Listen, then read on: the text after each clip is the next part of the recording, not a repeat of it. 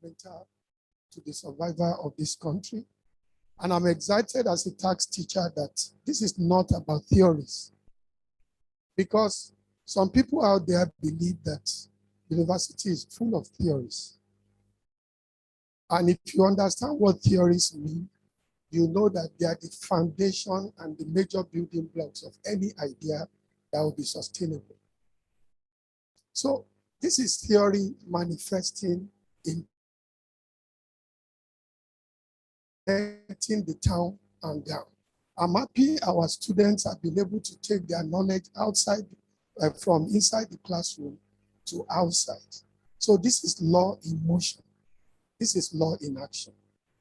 And this is what develops a country. When the whole idea of the tax club came, it was the students who came to me and said, we have this idea. And I embraced the idea. And I remember a particular event in Abuja where the tax club students were invited by the CITL. The former chair of the FRS entered the hall. And then when it was time for her to speak, she said, as she was entering the hall, a group of young boys and young girls approached me and showed me this. He said, I didn't know where this is coming from, but I think it is the future of the Nigerian tax system. So right now, we do not only have tax law across the Nigerian universities, we have tax law in secondary school. And I'm happy to say that in Kwara State, they organize debates such as this among over 300 schools. And their final debate is coming up also this year. So my hope and my dream is that we will have a time when we will have tax club, not only in Kwara, but in all the states of the Federation. Because the students, even at a early stage, they compose poems, they compose poetry, they compose music. They sing to their parents about tax. What could be more than practical tax advocacy than that? So this is tax advocacy in action. And I'm happy and grateful for the support that FRS is giving to this club. University of Abuja is also there, receiving strong support from FRS. And what other demonstration of support can you see other than the chairman here present physically, personally? Can you please help us give him a round of applause? Your coming today, sir, means a lot to us as an institution. You can see how excited the Vice Chancellor was to receive you, and he was developing ideas on the possibilities of cooperation. I want to say a little about the future of the studies of taxation in University of Lagos. Right now, through the intervention of what we call Tax Academician Association in Nigeria, in UNILAG, we have put together a tax program at the BSc level that will be studied in this university in a manner where students will have grounded knowledge of taxation from this level. Because I, for one, am very strong when it comes to tax law. So there are things relating to the accounting aspect that I struggle with. And there are also the policy aspect from the economic dimension that I also struggle with. But we want to have well-rounded students who will know all the laws that are relevant to taxation, who will know all the economic principles and theory relevant to taxation, who will also know all the accounting laws or accounting principles relevant to taxation. And we want to do it as equal partners, because we observe that in some other schools, it's either one faculty will hijack it. So they teach it like accounting. In other universities, it could be the law that is the dominant faculty. So they keep teaching it like. So we want to have a kind of intervention where students will be prepared as tax practitioners for the future of Nigeria. So with the support we are receiving from our stakeholders, I'm optimistic that there is no problem in this country that the intellectuals in this country cannot solve.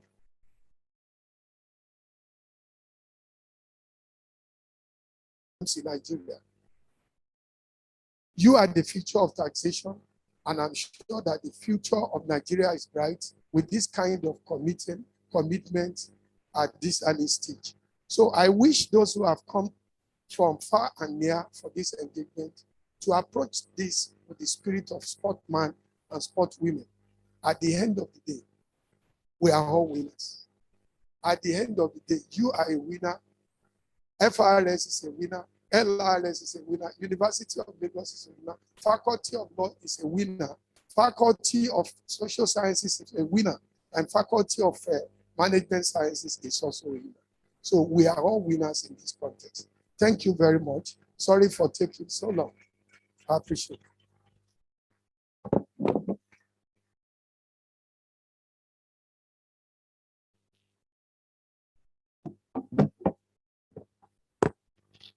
A very big thank you to the patron of the Tax Club, University of Lagos, Professor Abiola Sani, S.A.N. That's very important. Congratulations, sir. We're super proud of you as you are very proud of us. And we pray that God Almighty will continue to lift you higher by God's grace. Once again, the theme of the tax debate 6.0 is taxation and true federalism, imperatives for national development. Taxation and true federalism, imperatives for national development. And one of the points I must note that our patron stated today is that we are the future of taxation. And we won't wait for the IMF and the World Bank to do for us what we should do for ourselves. I think he deserves another round of applause. Thank you very much, sir, for those remarks. I'd just like to recognize again the entire entourage of the chairman, FIRS. We'd like to recognize Mr. Jubril Saliu. A round of applause for him, please. I'd also like to recognize Mr. Stephen Adeyemo, who is the Lagos Island Coordinator for FIRS. A round of applause for him, please. You're welcome. We also have Oyeni Yidiat, who is the Tax Controller for the FIRS. A round of applause for her. She's Tax Controller, Telecommunication and Broadcasting. You're welcome, man. We also have Akpome Daye Tolu, who is the State Coordinator for Lagos Mainland West. A round of applause. You're welcome, man. We have Mr. J.F.Ade Linus, who is the State Coordinator, FIRS, Lagos Island Coordination. You're welcome, sir. And of course, a friend of the house, a mother, someone we respect a lot here at Tax Club, University of Lagos, Mrs. Titi Fowokon, who is the Group Head of Tax Dangote Group. You're welcome, ma'am. We please ask that all COVID-19 protocols be observed. Please, you can put on your face masks and observe the seating arrangements that have been given to us by the protocol officers. And we hope that we have an amazing time here today. At this point, I would like to call the current president of the Tax Club, University of Lagos. He's a very hardworking man, done so much to put this together and ensure that it's running perfectly and smoothly with his entire team. Please make welcome to give his speech, Emmanuel Ubongabasi, the president of Tax Club, University of Lagos. Please let's make it louder for him.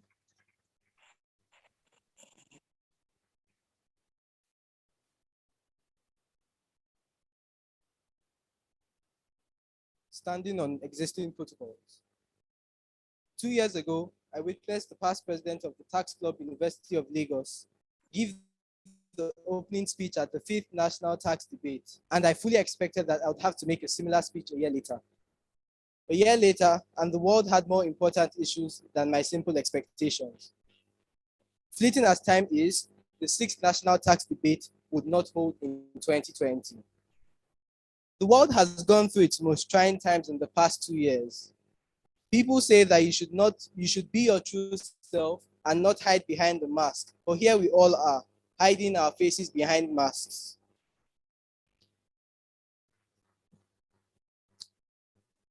Some of us have lost loved ones, others have lost opportunities, and we have all lost time.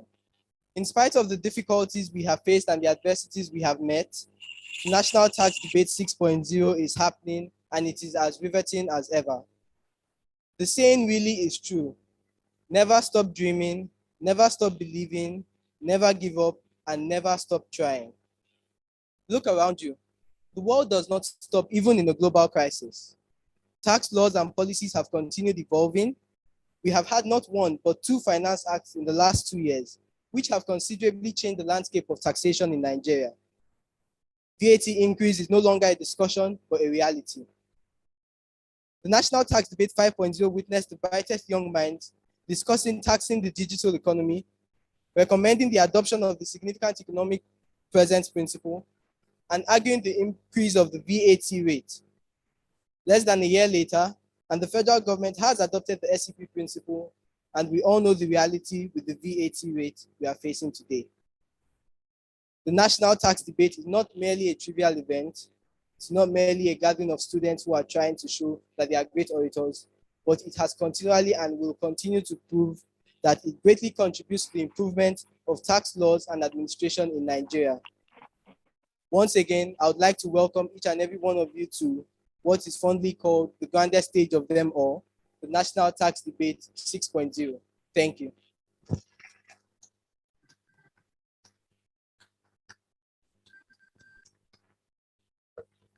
Thank you very much, Emmanuel, for that amazing speech. And we're trusting that your successor will do this next year and it will be much better by God's grace. All right, so at this point, I'd just like to come over to a couple of our guests and just ask them for their expectations from today's debates. So please, Ma, if you don't mind, can you just give us what we're expecting from today's debate?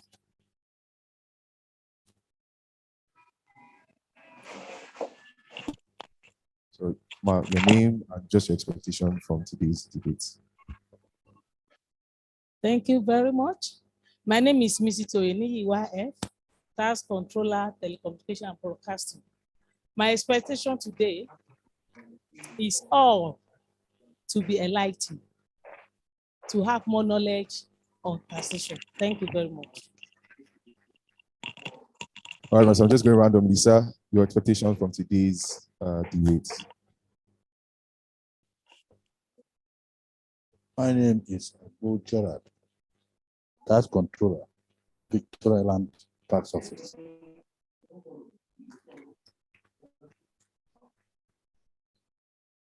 My expectation today is to expose our younger ones more to the new trends and the development we are having in taxation today. Thank you. Thank you very much, sir. So I'll come down to a couple of the students to just find out their expectations from this debate in line with what happened last week.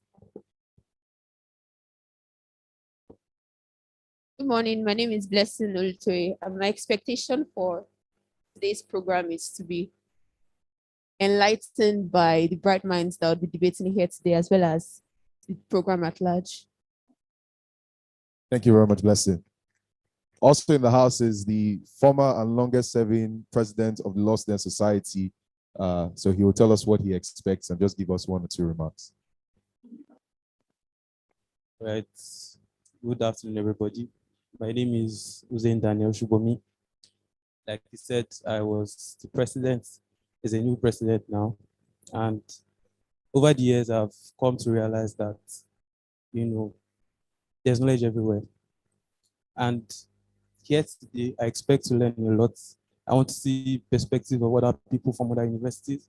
I expect that, UNILAG Sense to show us what they have. And I strongly believe that at the end of the day, all of us have learned something new. Thank you. Thank you very much, sir. All right, so just one last person, and then we'll call it a wrap on this. These are expectations from this year's tax debate.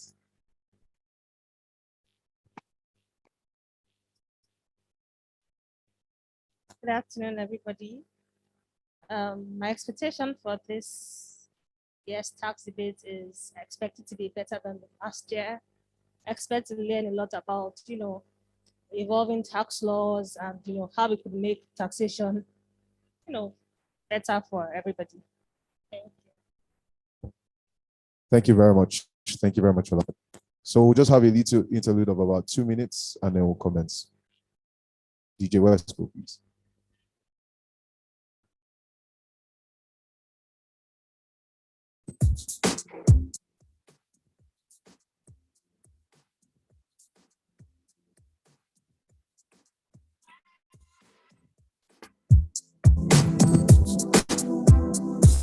Yeah, jiggy jiggy, heavy heavy.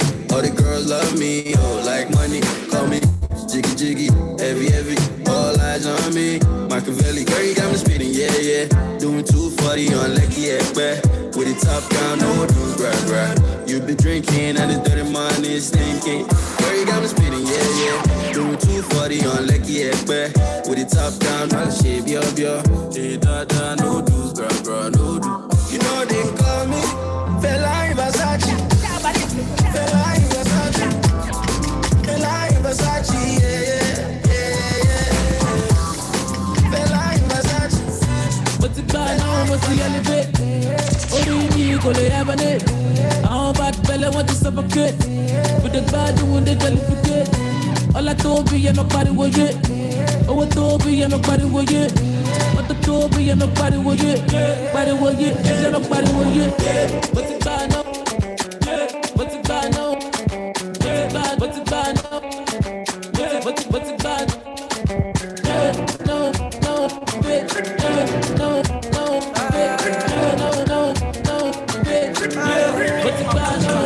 Can I tell you what it is? Every day on cruise, bodies are gone. Now I am bigger, but Ferragamo, yeah, we cruise, cause she and Gucci, I don't even post. I was on fire, call firefighter, I wear used to this lifestyle. Everywhere Wednesday, ladies night. I need no lighter, better smother, be the fire. Every day me ganja, what does it give me, make me stronger. Better smother, fight boy, better be a fighter. Man, I try and fight, and I've been through a lot. Many people hurt me off, but God no. Call it down your bone. Man, I try and fight and I beat you a lot. Many people hurt me off, but God. I be king. I'm the best my generation never seen. I came suddenly, I be like Nepa Bill. I never since, I never miss. I be smashing, I be killing everything. From Ikeja to Oju, Electra Bridge. To the many places that I've never been. Remember this, I'm a king. I'm a legend in the making, I'm a champion. Remember this, I'm a king. I'm a legend in the making, I'm a champion.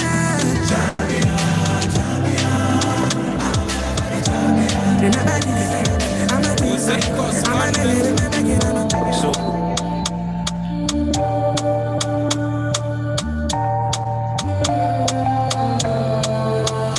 This your body where you give me, they make me one day do like a gonna go. Thank you very much, West Cool. All right, ladies and gentlemen, thank you for your patience and thank you for staying with us. So we'll be taking a remark from our esteemed chairman of the Federal Inland Revenue Service, Mr. Muhammad Nami. So please, a round of applause for him as he comes forward to give us his opening remark. Please do all the honors and put our hands together till he gets to the stage. Let's just keep clapping till he's here.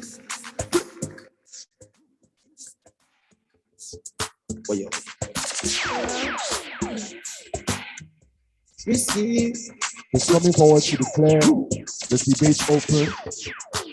So please, let's welcome the chairman, Federal Inland Revenue Service, Mr. Muhammad Nami.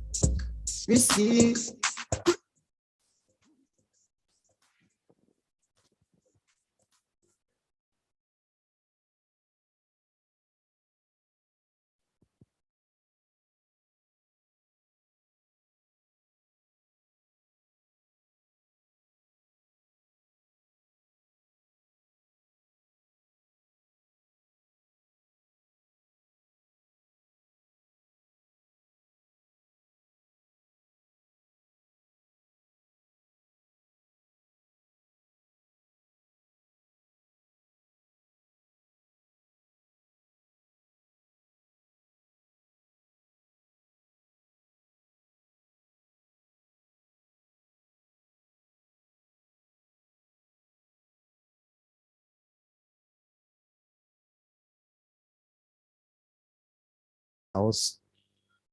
I'm going to start by recognizing my president.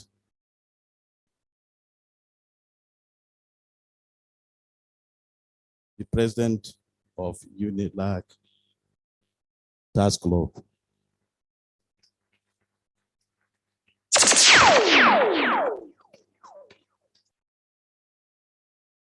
Emmanuel Obank Abasi.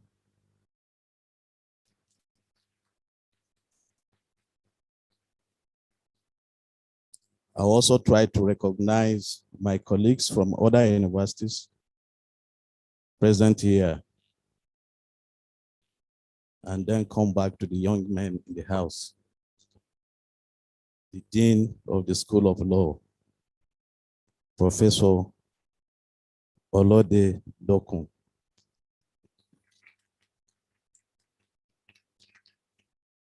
And my brother, Professor Abiola Sani, SAN. My colleagues from FRS, particularly the director, who is also the state coordinator, Lagos Island Coordination, the Lagos coordinator, the state coordinator, Lagos Mainland, Mrs. Akpomodai.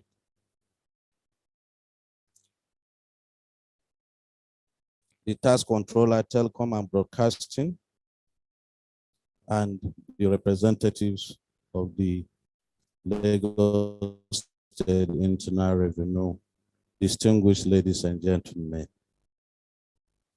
Before I start my speech, I want to just make one small clarification that tax is unfortunate, is being relegated to the background in this country. The foundation for tax and tax administration was built by our great grandparents even before Nigeria was discovered in 1960. I'm aware so many people live in their villages to where we are today called Lagos, to places called Kaduna, to places called Kano, to places called Aba, only because they were not able to pay taxes in their village. So tax, unfortunately, as we were told this morning by the VC of the university and the two professors that ushered us in here, still does not have a department in virtually all the universities in this country. We used to be proud that we're an oil-rich nation. At a time around 1970, there was a unanimous declaration by our parents then, following the discovery of oil in Nigeria, that the problem of this country wasn't money, but how the money is to be spent. Today, the reverse is the case.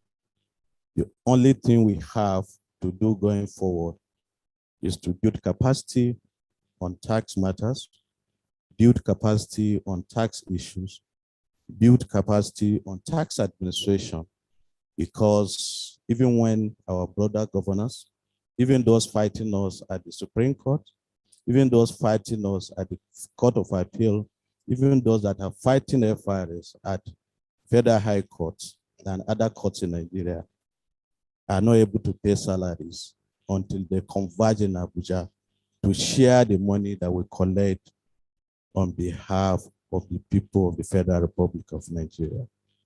So tax is not a joke, and it should not be taken lightly. I'm glad to be invited to attend and declare upon the finals of the 6th National Tax Debate. The collection of eminent personalities at this year's final is an indication that tax is actually finding its place of prominence in our consciousness, and that the tax debate of the Tax Club of the University of Lagos is the place to talk tax in Nigeria. Ladies and gentlemen, permit me to first congratulate members of the Tax Club of this great university.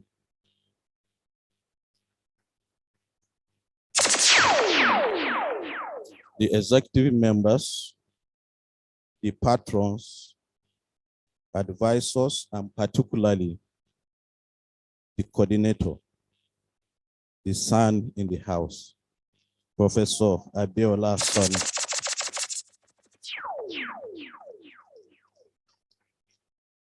The young men and women of this task club are confidently and triumphantly marching where the great and mighty of the land dare not.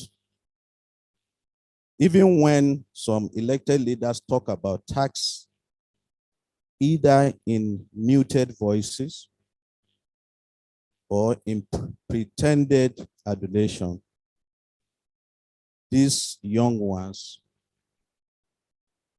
would not be cowed. Their mouths cannot be stopped. I unashamedly shout to you all, bravo.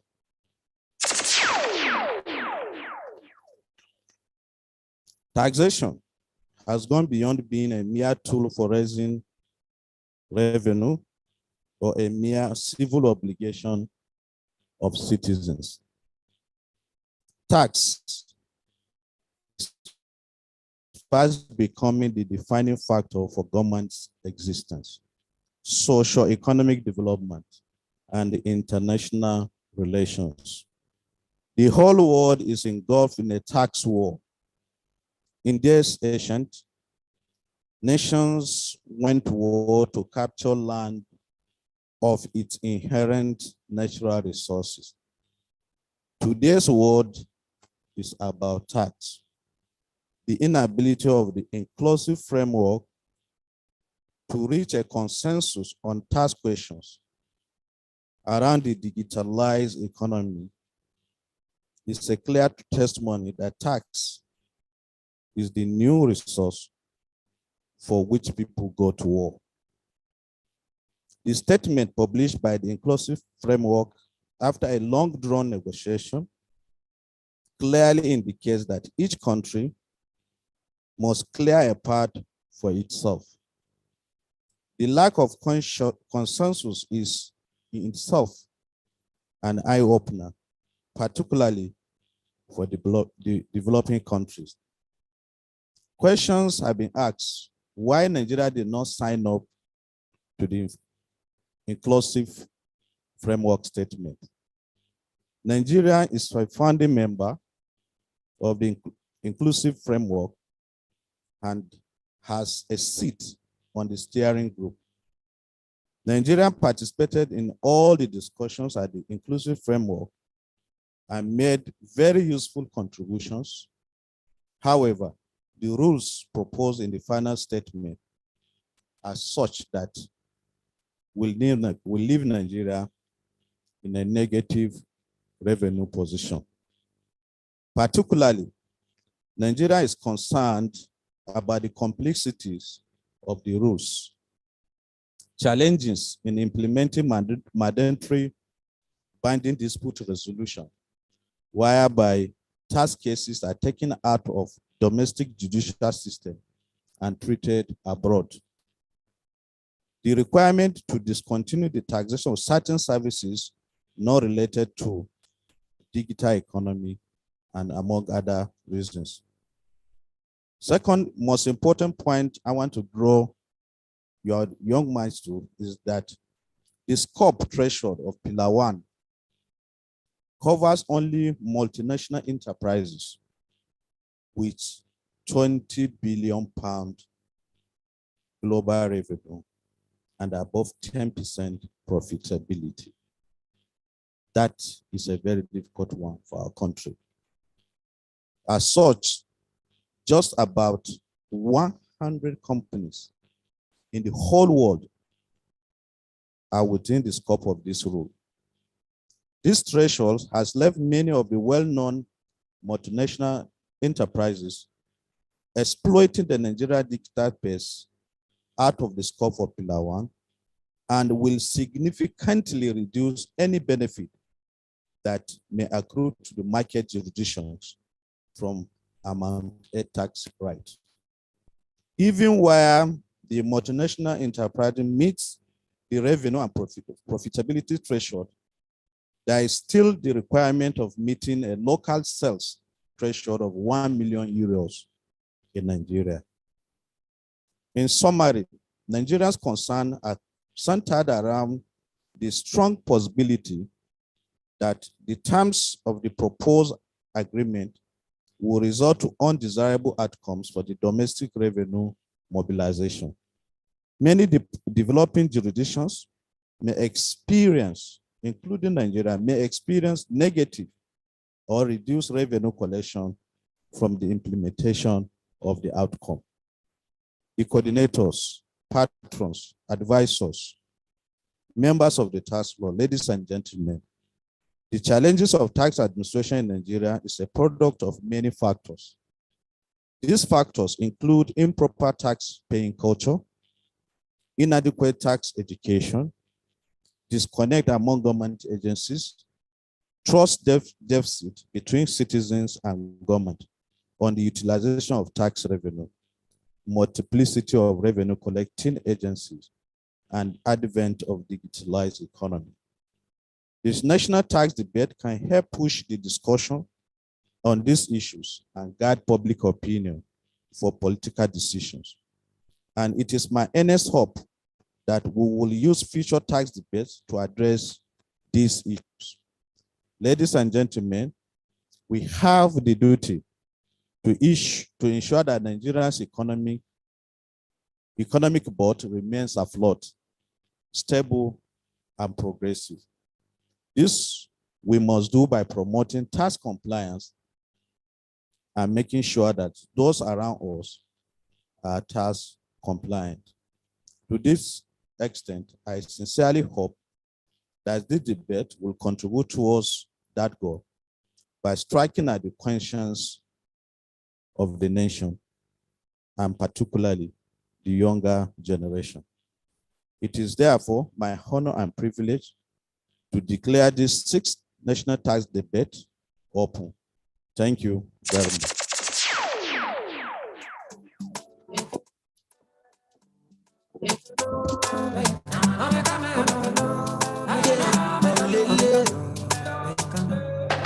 Calling me the sugar where they are tea, calling me the honey where they are bee. Anything you tell me, I dey believe her. Showing me around like I lost my way, telling all your friends and I me be bail. Baby, see me, I don't they believe her. Tell me, make I know now. If you show me, make I know now. If you don't show me, make I know now. If you don't love me, tell me, make I know now. If you show me, make I know now. If you don't show me, oh, make I know now. If you don't love me. Thank you very much, sir, to the chairman, FIRS, Mr. Muhammad Nami. Thank you very much for that very solid remark and for opening this debate. Thank you very much, sir. A round of applause once again for the chairman, Federal Inland Revenue Service. Thank you, sir. So, distinguished guests, I'd just like to take us down memory lane on how we started off this year's tax debate. We had about 10 schools who indicated interest in this debate through entry essays, or over a couple of schools, and we had 10 that were admitted this debate. And on day one, we had the preliminary rounds, which was very exciting. We had Team A go against Team B, Team C go against Team D. Team E go against Team F, but Team F was absent. We also had Team G go against Team H, but Team G was absent, and I is G. It was a very solid debate with all of the competitors giving detailed and very dynamic debates and points to drive home their cause. And then we moved on to the second round where we had about 6 teams go against each other.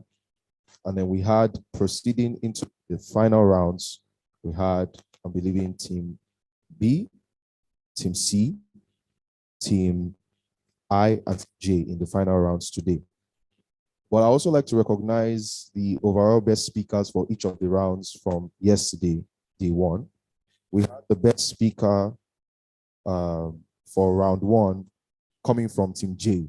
Can we have the representative of Team J? No, oh, absent, okay. And then also we had the overall best speaker from the second round from Team H. Can we have representative of Team H? Just come have an elbow feast with the chairman FIRS. Is the representative of Team H here? Please come forward. Just come on. Have an elbow feast with the chairman and get a picture.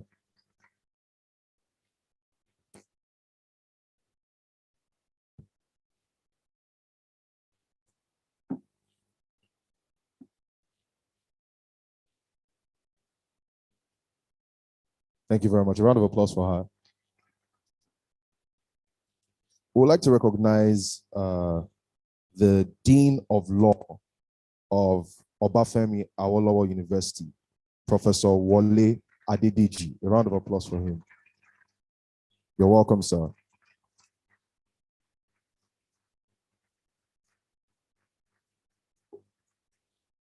We also have very distinguished and amazing staff advisors. There are 3 of them, and they've been with us year in, year out, supporting and ensuring that all of our activities in Tax Club University of Lagos are a success. So please, let's recognize with a round of applause, Dr. Obayemi, Dr. Folari, Dr. Philip Folari, and Mrs. Ilobimso. You're very welcome. Thank you very much. Dr.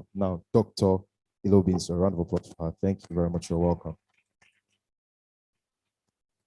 So at this point, we'll be moving very rapidly to the debates, but just leave us with a minute of interlude so that our judges can be briefed, and then we'll get into the debate proper. So please sit back and enjoy some music from DJ Wesco Bali.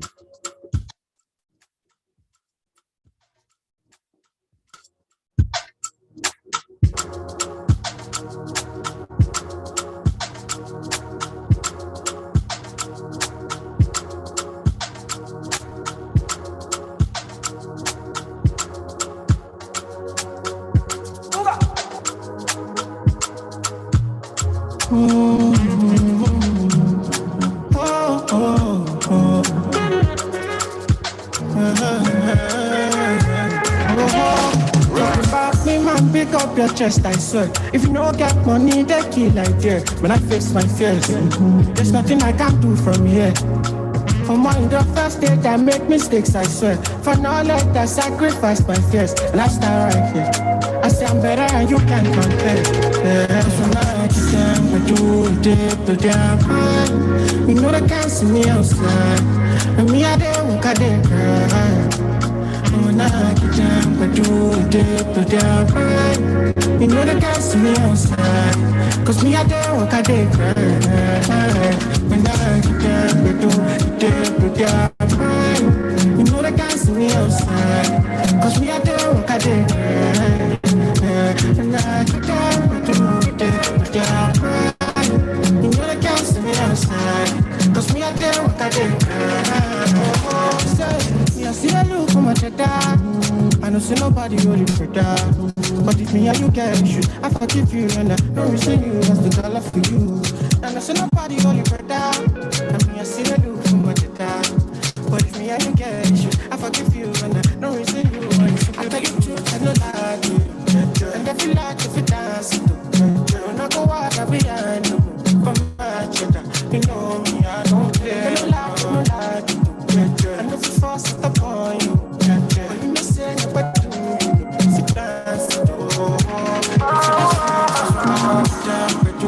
It's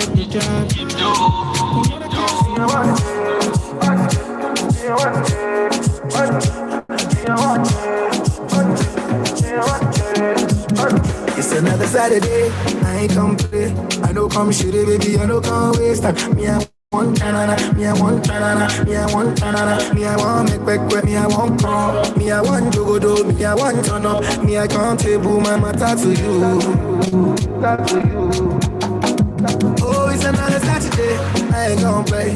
I don't come shit it, baby, I don't come waste time. Me, I want tanana, me, I want tanana, me, I want tanana, me, I want make back, me, I want crawl, me, I want to go, me, I want turn up, me, I can't table. All right, so the time that we've been waiting for is here. It's time for us to get into the debate proper. Our judges are being briefed, but I'll run through their citations very, very quickly. We have with us Mr. J.F.Ade Ajayi. J.F.Ade Ajayi is a lawyer actively involved in commercial dispute resolution and tax law practices between 2017 and 2018. He was a special assistant to the board secretary on taxation of the informal sector of the LIRS. He is currently a senior associate at Kenna Partners. Please make welcome to the Tax Debate 6.0, Mr. J.F.Ade Ajayi.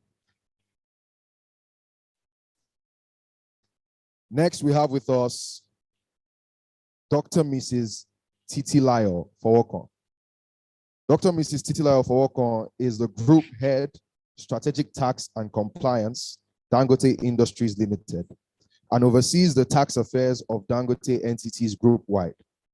She is also involved in organizing trainings, facilitating training sessions, and delivering papers on selected topics on taxation, accounting, fraud examination, and controls.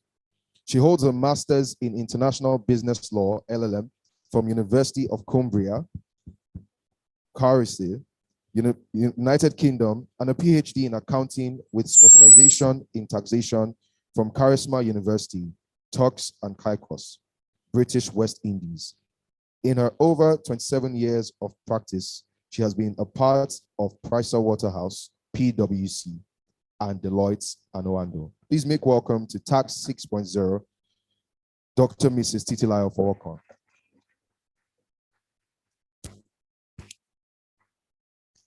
Also with us, we have Vincent Okuokoni. Vincent is a manager in the commercial practice group at Anderson. Prior to joining Anderson, Vincent spent over 6 years in another Big Four firm, where he provided tax compliance, advisory services to several clients in the financial services industry and consumer markets. Vincent has developed strong relationship with tax authorities and has assisted in several of his clients in resolving tax disputes, ranging from desk reviews, tax audits, and tax investigation. He has led several projects on tax compliance and advisory, tax risk assessments, and tax due diligence. He also provides advice to his clients on tax implications of business decisions. Please make welcome Vincent Okuokoni.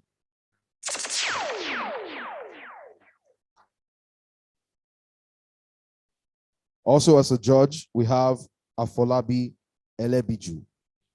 Afolabi Elebiju is a versatile commercial lawyer and multidisciplinary business consultant with cutting-edge transaction structuring expertise, widely acknowledged as one of Nigeria's leading tax and regulatory lawyers. He is the founding principal of Lee Law, Barristers and Solicitors. Afolabi has over 2.5 decades of premium corporate commercial law and business consulting experience in leading Nigerian and multinational professional services firms, such as Olaniwo Ajayi Legal Practitioners, Anderson KPMG, Professional Services, Templars, and African Capital Alliance, ACA. He has variously worked as a team member, manager, or leader of engagement teams for global market leaders, blue chip Nigerian corporates, and HNISs, the public sector, international agencies on diverse transactions, including big ticket, market defining cross-border deals. Please make welcome to Tax 6.0, Afolabi Elebiju. And last but not the least, we have Jennifer Ozuzu. Jennifer is a manager in the People Advisory Services Unit of the Tax Practice in Ernst & Young, Nigeria. Jennifer has over 11 years professional experience in consulting. She provides people, immigration, and other advisory compliance-related services to companies across various sectors and industries to ensure they operate within the confines of the law in relation to tax, immigration, and other regulatory matters.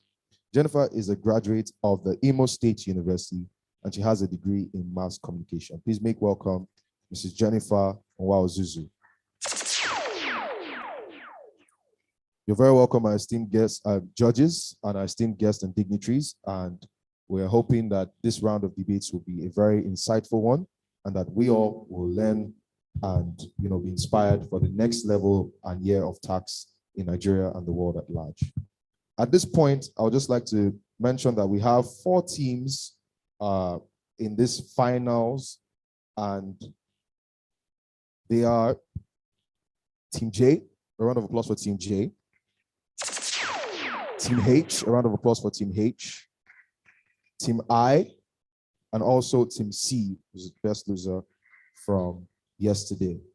So at this point, we would like to call on the representatives of the 4 teams, Team J, H, I, and C, in no particular order, to please come up the stage, while I'll hand over to our judges who are seated on my right to give the modalities of the debate rounds. So can we have the representatives of the schools come up?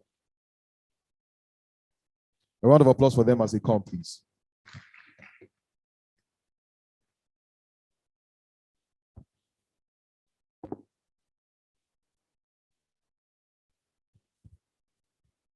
So I'll hand over to our judges to read out the modalities so that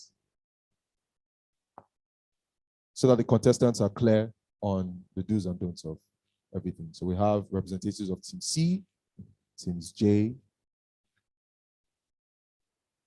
Teams I, and Teams H.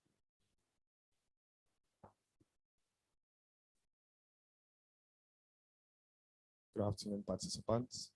Good afternoon, everyone. My name is J.F.Ade Ajayi, and I'll be reading to you the grounds upon which you'll be assessed for your debate. Quite different from what you have yesterday, a couple of things that you need to take note of today. So first things first is you have your content, that be the number 1 parameter upon which you'll be judged. And this is explained to mean the richness of your debate and your reference to statutes, international provisions, guidelines, policies, research papers, amongst others. Secondly, your persuasiveness. So you're going to be judged on how persuasive you are and essentially how you're able to convince the judges and perhaps those listening to you. The third thing is originality and or creativity. You'll be assessed on the basis of how original or creative you are. And although the debate will be based on research, you'll also be expected to come up with things of your own that will excite us. Essentially, don't be too cliche. That's acceptable. Then use of visual aids. I'm expecting this to mean your presentation that you put forward. It's got to be compelling and impressive. So your slides, your materials. Then your delivery. You're going to be judged on your diction, your voice, your poise, composure, and other public speaking techniques. I think highlighted here is the ability of the speaker to woo the crowd will be highly rewarded. The crowd will not score you. Then you have your appearance. You're all looking sharp and excellent. So your appearance will be scored. You're supposed to be corporately dressed, properly dressed. Time management will also form a part of the basis for assessing you. And finally, your answers to the question that the judges ask you on your presentation will be assessed. I wish you all the best and the best man. Thank you. Thank you very much. A round of applause for Mr. J.F.Ade Ajayi. Thank you, sir. Okay, so I think we're almost ready for the lock of horns. But please, if you are from one of the schools who will be presenting today and you're in charge of controlling the slides, please, you would have to go to my extreme right. So you can be seated there to control when it's time. And then, distinguished guests, you can also look up to the projector. There will be some displays on there while the presentations are going on. So I'll just give the contestants a moment to gather their thoughts, and then the judges will direct on which way to go.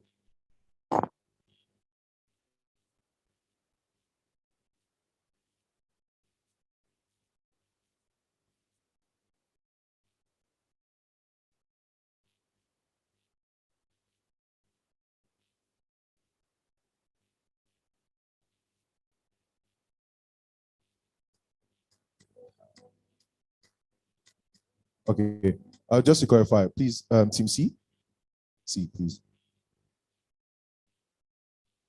H, I, J. Okay, so we'll be in the order of your alphabets. We'll be going in that way. Please, once again, if you're the one controlling the slides for your school, please come over to the right-hand side of the hall, to my right. So judges, for clarification, we have C, H, I, J. So they'll be going in that order. Also, contestants, the timekeeper is right here, right? So the timekeeper is right here. I'm guessing that when it's time for I and J to speak, the timekeeper will cross over to the other side. So it's easy for you to see your time. All right, gentlemen? So the timekeeper will cross over to the other side.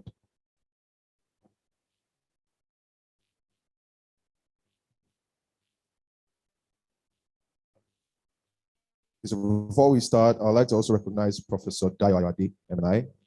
A round of applause for him, please. You're welcome, sir. And also Mr. Shegun Sosimi from FIRS. You're welcome, sir.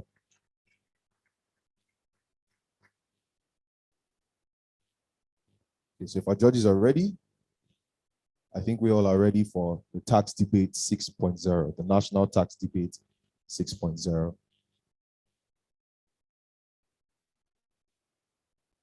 Please, gentlemen, remember that your time starts when you start speaking. So if the judges are ready, they will nod at you and then you can start. May the best man win.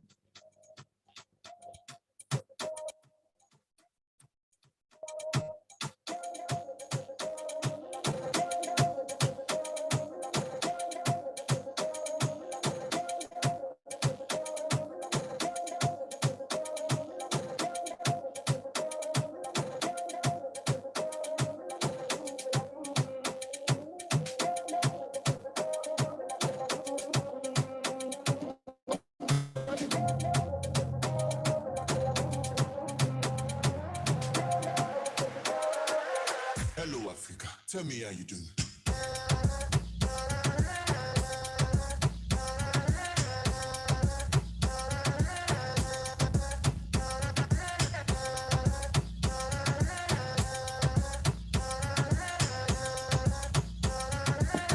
Hello, mother. Tell me how you doing. Hello, Africa.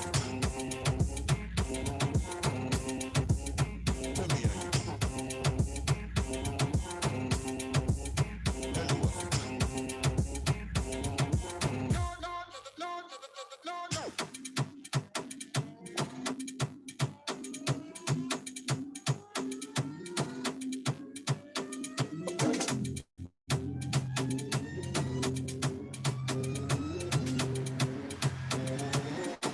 Hello, Africa. Hello, Africa. Tell me how you doing.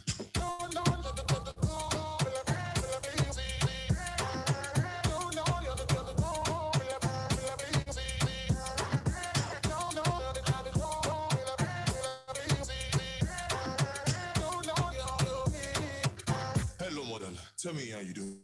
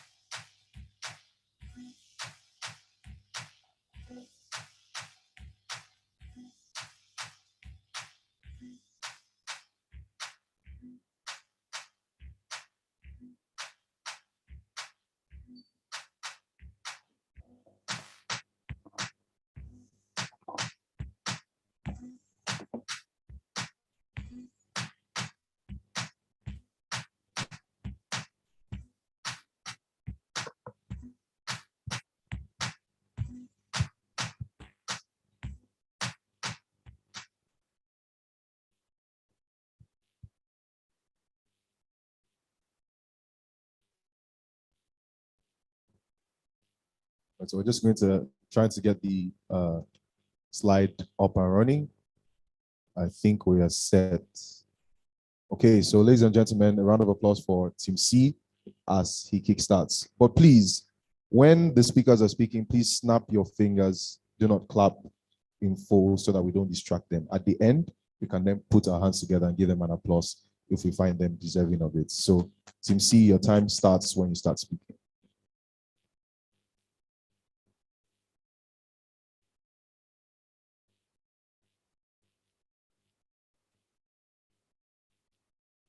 Tax is the new resource for which people go to war. Muhammad Maman Nami, 22nd October 2020. Ladies and gentlemen, good morning. My name is Patrick Precious, and today I'll be showing you how we are able to solve the problem of value-added tax administration with our new model, which we'll show you today. But before I do that, I'm going to do some key definitions in today's debate. The first definition I'm going to do is value-added tax. For the purpose of clarification, it is the tax payable on the additional value which is put into the production of goods and the rendering of services. The second definition is going to be fiscal federalism, which is concerned with the division of governmental functions and the definition of the financial relationship between central and state government.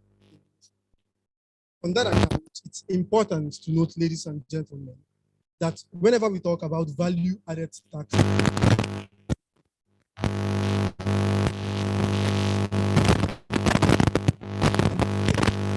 as you see up there, firstly, the federal government.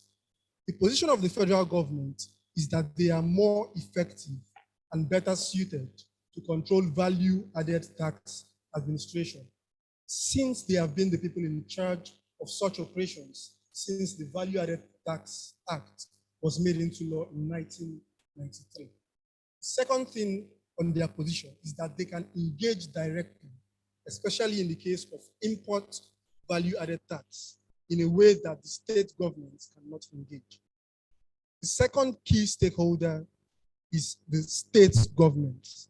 And their position is that since they are the people who generate the revenue and create an enabling environment that makes this generation of revenue possible, it is only fair and equity-wise and fair and just to demand that the states who do not produce a large proportion of the value-added tax should not get an equal amount of money, which is what happens presently.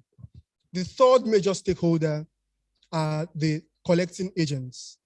They believe that the prolonged back and forth that happens between the federal and state governments bring uncertainty on who they should legitimately pay tax to, and that is a problem for them. And finally, the consumers. The position of the consumers is that when conflict lingers, it results in the hike of goods and services. And knowing that the consumers are the people upon whom the burden of tax rests in the final analysis, this uncertainty creates multiple taxation, which falls on the shoulders of these people. Ladies and gentlemen, it's important to note the most important question in today's debate, which is to what extent any model that you're going to hear today answers the question of aggregating the interests of these major stakeholders that we've outlined to you in today's debate in a way that is relatively beneficial to all the parties. And this is what we try to solve today as Team C. We bring you a model, and our model is called GDP. The GDP model is called the Gradual Decentralization Program. And what it basically is a transition program which will gradually, in 5 to 7 years, focus on enabling the individual states to get autonomy, right, of the administration of their value-added tax by decentralizing the value-added tax pool account. So what you see on the slide shows you the sharing formula that exists presently in the status quo.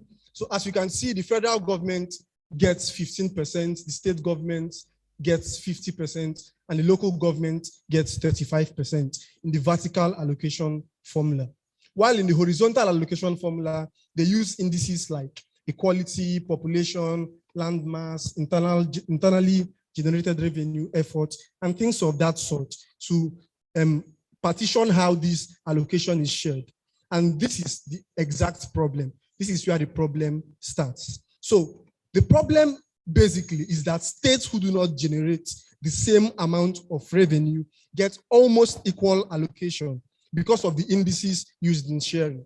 Lagos State, for example, might generate up to 4 billion, for example, in the value added tax and get almost equal the amount that a state that generates up to just 500 million, for example, is going to get. And the states have had issues with this. And this is why you have had the kind of wars that the chairman of the Federal Inland Revenue Service pointed out that is happening today as a result of tax. How does our model, the GDP, solve this problem? Very simple. What we do is we decentralize the value added tax pool account. And what then happens is we now have a state by state pool of value added tax revenue, as you see up there. What happens is that each state now operates its own VAT pool account. And then the FIRS, in conjunction with the Inland Revenue Services of these states, oversee the administration within this 5 to 7 years transition period till a point where they find out or they are sure that the states are now able to be independent on their own. We think that this is a way to move from point A to point B while we try to get to the end of the kind of wars that we have today.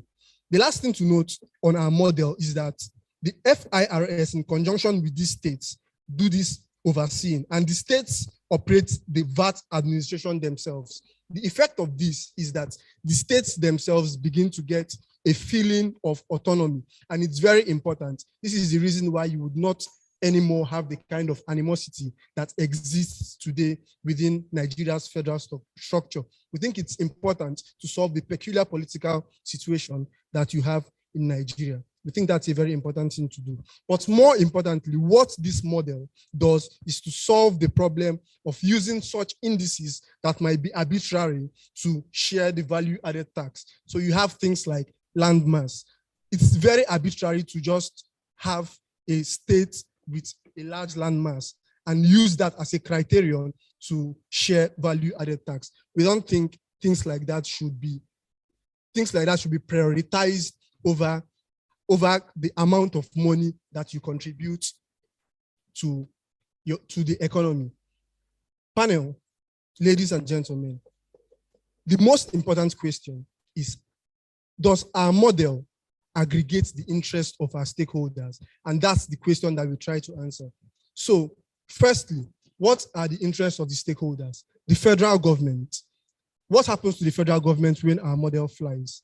They do not lose their 7% interest, which they get from the states. They do not lose their 7%, and they also still continue to administer value added tax through the FIRS in conjunction with the states throughout the transition period until the states then have the ability to entirely become independent. We think that's a good way to move from where we are to where we want to be within the time period of the transition.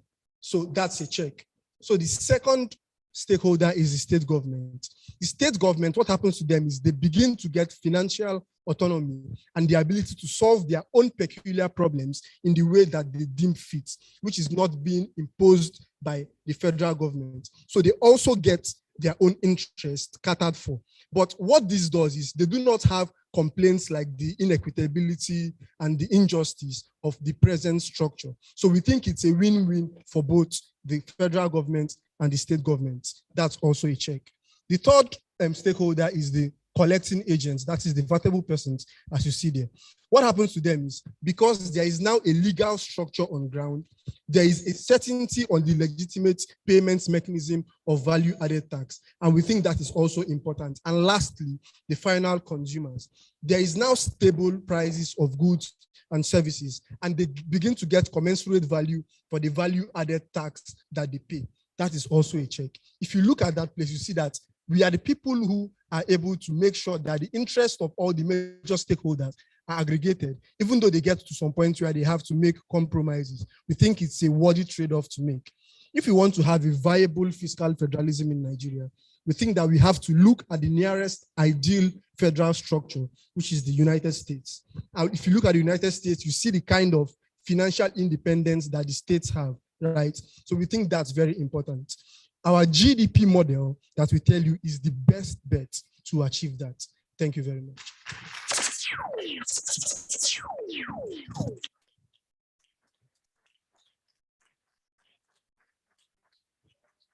Thank you very much to representative of Team C. We'll allow the judges gather their thoughts, and then we'll have the next team.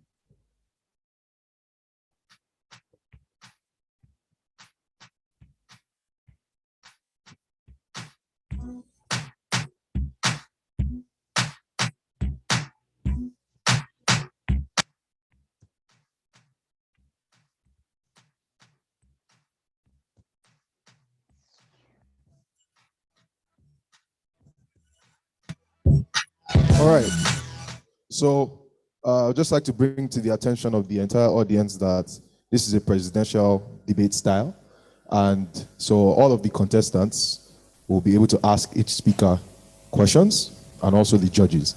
So at this point, if any of the contestants will have any questions for the representative of Team C, you can speak. So I'll go in the order H, J, H-I-J.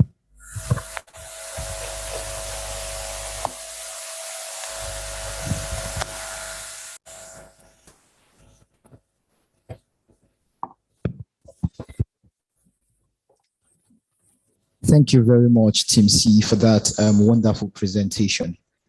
Now, noting your presentation is highly dwelt on the issue of stakeholder interest, would you still stand by your proposal, noting the practicalities of weakness of certain states in terms of institutional organizational capacity, noting the difficulties in compliance for entities that operate across board in various states of the Federation, and noting the issue of the fact that the federal government still collects or will still collect the highest amount in pool of VAT, thus leaving states that think they are so strong to look for a means to properly fend for themselves. Thank you.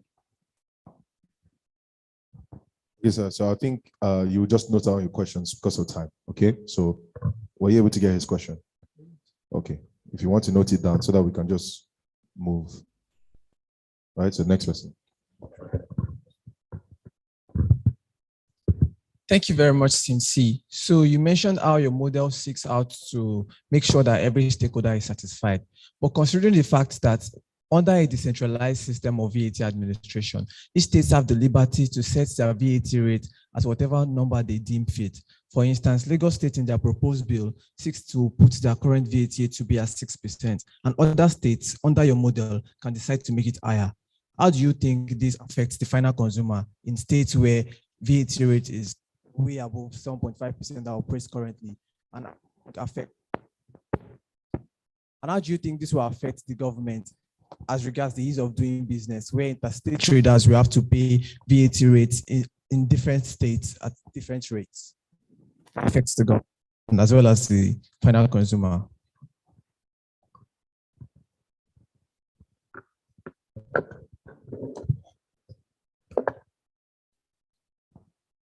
All right, so last person. Okay, presidential aspirant for Team C. My question is simple. You said in your blueprint that every state will operate its own VAT pool to be coordinated by the Federal Inland Revenue Service until they are sure that the states are independent on their own. So what is the contingency plan for a period of 5 to 7 years? So what is the contingency plan if at the end of that period, these states are not independent? Is the period going to run till infinity? What exactly is a contingency plan if these states are not independent at the end of the period allocated in your blueprint? Okay, so representative of Team C, you have the floor to answer these 3 questions, and then I'll go down to the judges to ask questions if they have any. So you can answer, sir.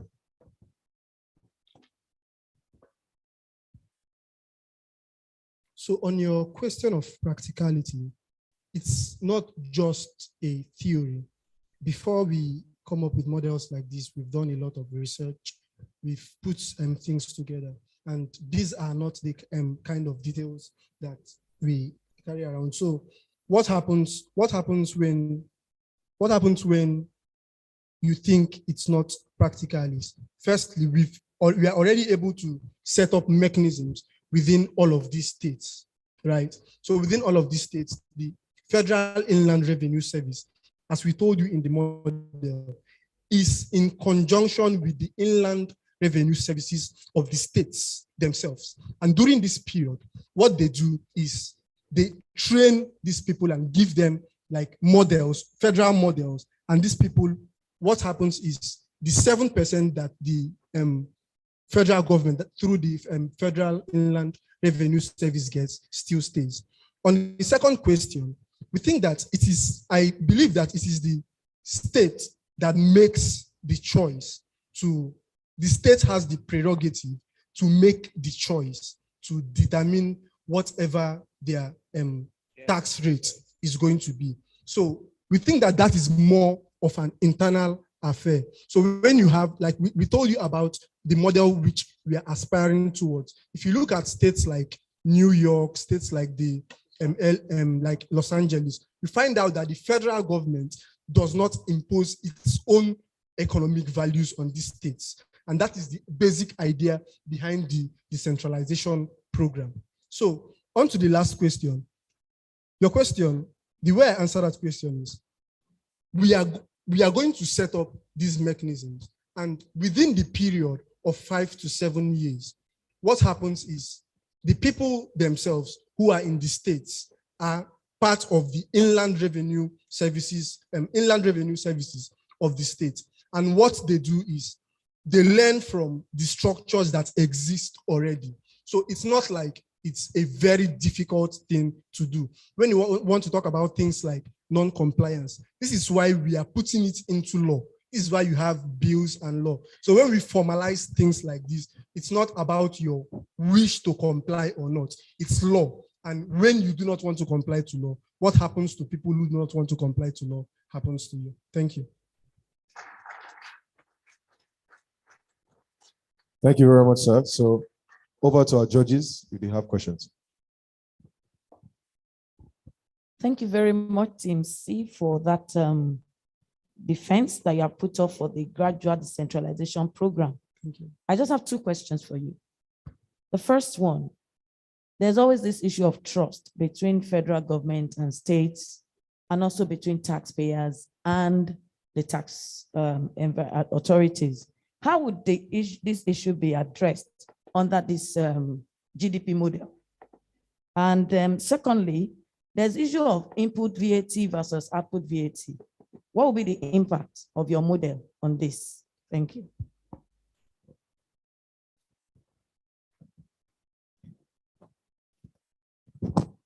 Thank you, ma'am. Thank you, Team C, for a very interesting and insightful presentation.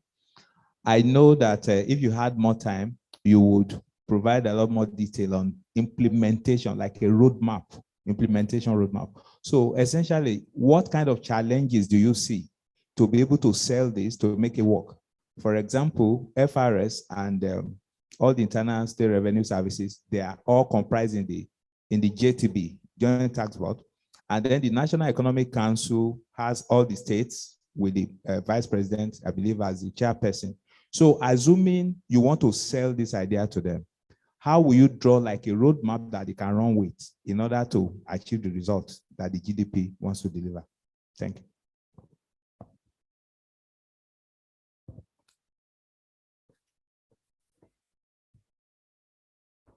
Okay, those are our questions.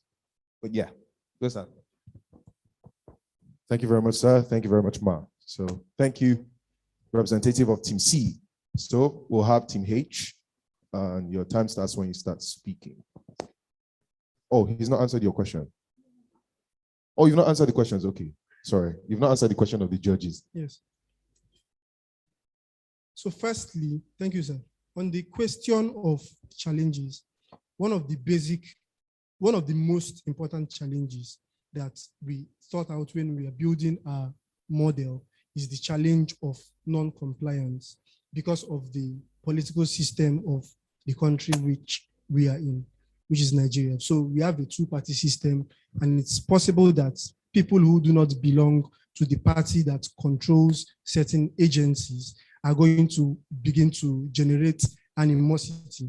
We think that what we have to do, which ties to the question of trust, is to be able to build trust with these people and make issues about the economy something that is a non-partisan affair, because the economy is the building block upon which the development of the nation rests. So we are going to make sure that we make it a non-partisan affair. We think if we can do that, we are able to overcome the hurdle of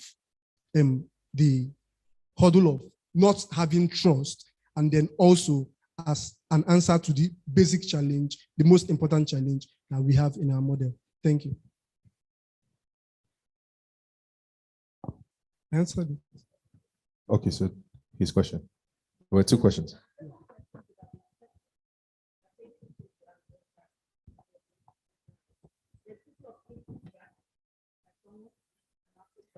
So how will your model address that?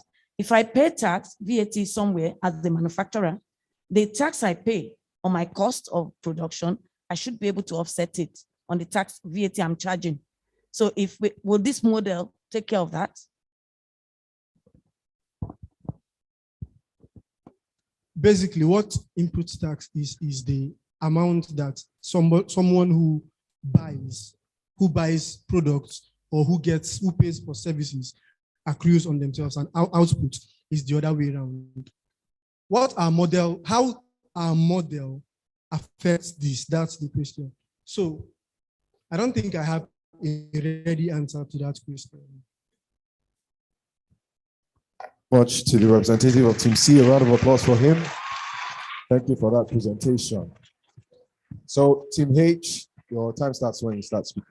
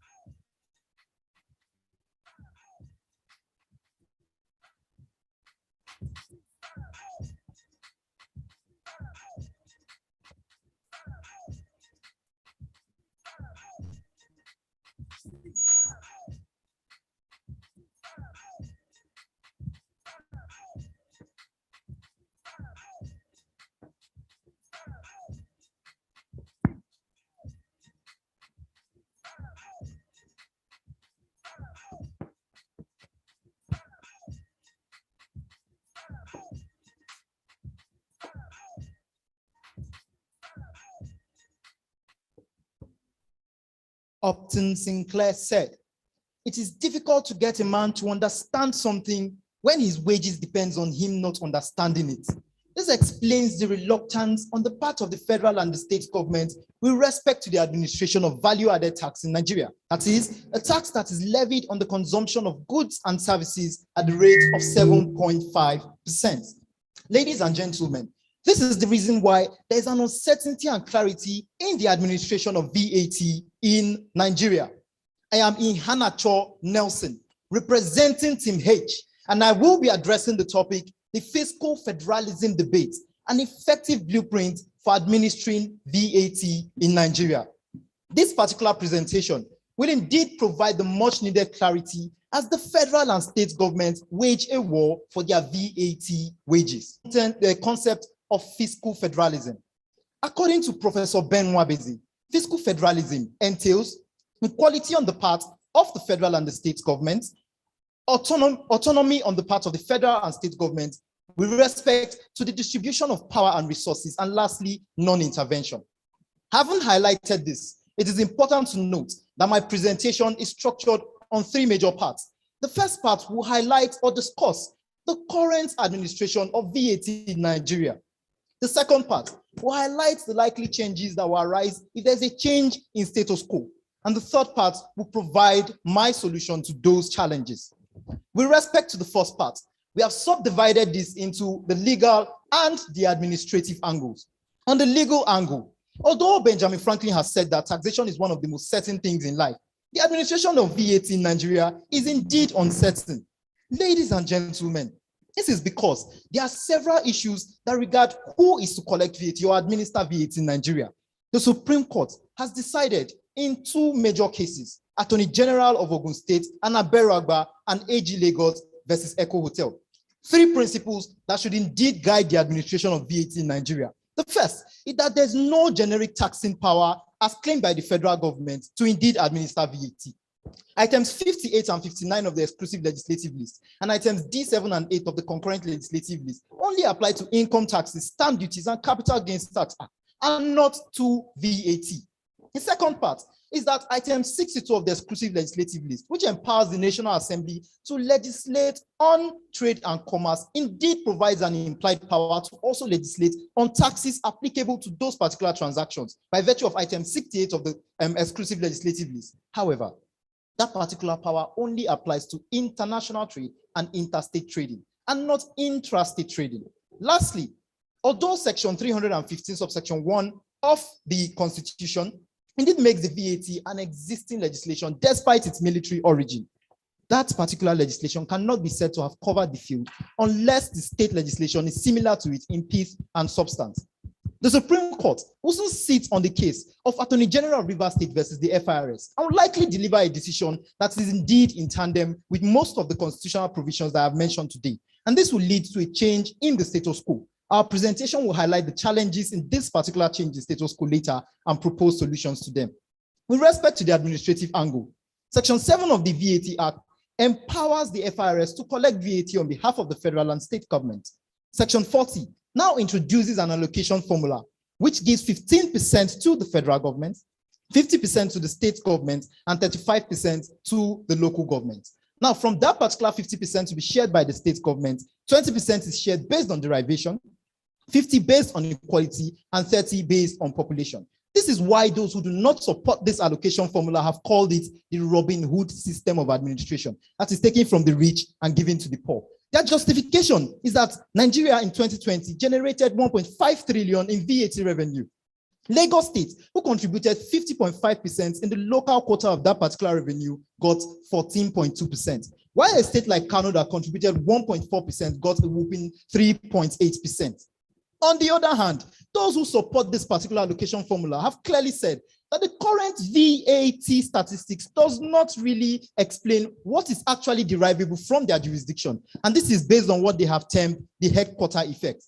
This simply means that for MTN Nigeria, an entity like MTN Nigeria, who has branches all over the country, they remit their VAT to the headquarter state or the FIRS office in the headquarter state, thus denying other states the credit that they should indeed have of their VAT revenue.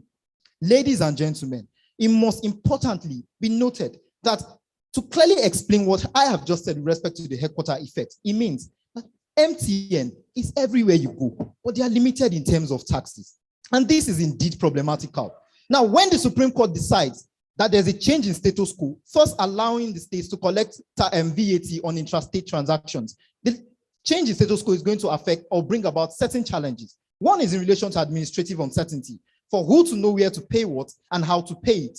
Also, the issue of double taxation is likely to apply, especially between the states, as one man might be taxed in one state and also taxed in another with respect to a certain transaction where value has not even been added. There's also going to be the issue of varying VAT rates and the issue of poor management, because most states do not have the institutional organizational capacity to indeed administer VAT. It is an African adage that when two elephants fight, the grass suffers. This is going to be the woes of the consumers who will likely experience an increase in consumer goods and those entities who experience difficulty in doing business due to multiple filing obligations. Now, this is why we should not really try to decentralize so much from the system, but try to amend some of the issues that are current in the system. And this is where our blueprints come in. Rather than just give you challenges and no solutions, we'll be adding value to the value-added tax debate. And our proposal is going to address the legal, policy, and administrative considerations in the administration of VAT in Nigeria. Our solution is structured into four. The first, we address the legal issues that we have raised on the powers to collect VAT. The second, we address the collection issues we have earlier highlighted. The third, we'll address the allocation issues. And lastly, we'll also tell you how to increase your VAT revenue. With respect to the first point, ladies and gentlemen, there are two propositions under this. First, there should be strategic constitutional amendments to ensure that the states and the federal government indeed know what they can collect and on what particular transactions. This helps to provide a form of certainty in relation to the administration of VAT in Nigeria. Secondly, it is our proposition that there should be a withdrawal of most of the litigation that we currently have. This is because these litigations only allows us to waste time and resources that we do not even have. Hence, bodies such as the National Economic Council and the Joint Tax Debate should be used as central bodies for renegotiation of the current issues that we have to ensure that we do not continue to litigate these issues and waste time and revenue. Ladies and gentlemen, we move to the second head of our presentation, which is on the collection issues. With respect to this, we have the first proposition, which is that the FIS should be allowed to continue to administer VAT and collect the administrative costs. The ground for this is Principle 1.6 of the National Tax Policy, which clearly states, and the body that is well suited to administer any tax should be allowed to do it and not burden other entities with that particular obligation. The second proposition under this, ladies and gentlemen, is that to curb the headquarter effect, the branches of most of these particular entities should be made to remit their VAT to the FIS offices in their state. Alternatively, whilst their headquarters is actually accounting for this particular VAT revenue, they should indeed try to state and try to differentiate where this revenue has been generated from. This is so that every state gets the derived or the needed credit on what they actually generate. Ladies and gentlemen, to the third part of our presentation, which deals with the allocation issues. There are three propositions under this. The first is that there should be a renegotiation of the population criterion that's used for allocation of VAT, reducing it from the current 30% to around 5% or even a total elimination, so that some states do not just get higher VAT revenue because they have a lot of mouths to feed. Secondly, we propose that there should be an increase in VAT allocation and the percentage that's used to derive or determine VAT allocation, increasing it from the current 20% to about 50 or even 70%. When a state actually gets a lot of what they derive, they'll be tempted to do more. And lastly, we understand that there are weak states in the federation. Hence, our presentation is that the federal government should contribute a pool or a percentage of what it gets from international and interstate taxes to international and interstate VAT to a pool of resources that will also be allocated to some of these states, as they tend to provide most of their services or policy and project obligations. And lastly, the special source in today's menu, we tell you how to increase the VAT revenue. Ladies and gentlemen, we propose that there should be a target of the informal sector. Their major problem is record keeping. Hence, we need a mechanism that can presume what they actually generate to know which participants in that sector gets up to the 25 million naira threshold that was set by the Finance Act 2019. Indeed, my team understands that these proposals must indeed actually be implemented. Hence, we have prepared certain proposals that should be presented to you for record keeping.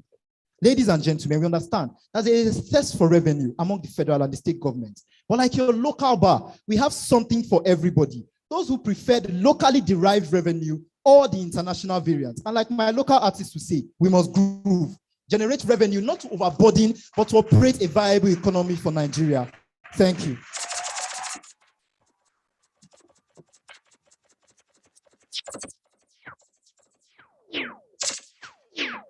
Thank you very much. So questions from the other representatives. Please remember that when speakers are speaking, let's snap our fingers so they don't lose their line of thoughts. And at the end, if you think they're deserving of an applause, you can. So any questions? Okay. Any questions? So great debate from Team H. So I I would like to ask that after proposing your model, do you not expect us to take your word for it? So is there any comparative analysis of globally accepted practices that you can let us know, so we would see the workability of your model? Okay, thank you. Team J, any questions? Okay, my question is, you said in your policy recommendation that the Federal Inland Revenue Service should continue to administer VAT using all its offices. So my question is, considering the current over-reliance on the federal government, where most states are literally being over-pampered, do you really think that this policy recommendation will move the states towards self-sufficiency, which is the core essence of fiscal federalism? Okay, so you can answer and then we'll get to the judges of your questions. No questions from Team C. Thank you very much. Now, the issue of comparative analysis, I would like to tell you clearly that federalism is what the Constitution says it is. And according to Taiwo Yedili, we must indeed derive or define our own methods of administering VAT or any tax, rather than constantly rely on most of this comparative analysis. In the US, the states are allowed to actually administer this. In Canada, the federal government allows the states to administer it while they administer their general sales tax. So Nigeria must indeed define its own method. And the more we actually chart a path today, we can actually overcome these particular issues. And my presentation has also highlighted some of our peculiar problems. And this solves most of these our peculiar problems, rather than relying on a washed model from certain states that do not even clearly work for them. Nigeria has switched from the 1986 model to the 1993 model. We must indeed find something that actually irons out our challenges, and we must resolve it. Thank you. In relation to the issue of over-pampering, now, one peculiar thing about my presentation or my policy is that it clearly exposes what every state actually generates and allows those states to earn based on what they actually generate, whilst allowing the federal government to, not to have a form of administrative overburden, because the FRSC gets the 4%. However, this particular proposition, one clear thing that it does that's different from any other thing anybody is going to do in this particular debate today is to show you that, first of all, for states who say that they are weak, there is support for them, in as much as they are actually encouraged to increase their industrialization drive and increase their VAT revenue. For states that are strong, my proposition exposes the fact that most of them are credited with VAT that does not even belong to them. Hence, it also solves that particular problem, thus shifting the VAT revenue to the states where they are actually derived from. One thing this proposition lastly does is that the federal government continues to get what it gets from international and interstate trade, okay, and still aids most of these weak states while we find certain solutions within the polity. Thank you very much.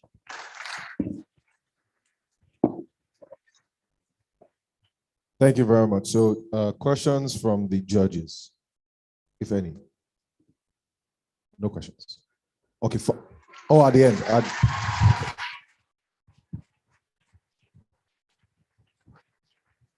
I'm sorry your clap came a little too soon, because there will be questions that... Yes, now there are questions. I just need to clarify why we're deferring our questions. We're not saying we're not going to ask questions. We just want to be sure that we're not asking questions that will be promoting some orijo. So we don't want to do that. So we want it to be fair. All right, thank you very much, our judges. So like they've said, questions will come at the end to all of the contestants so that there's no advantage to anyone. We would like to recognize the senior lecturer from the Department of Jurisprudence and International Law, Dr. Yinka Owe. A round of applause for him.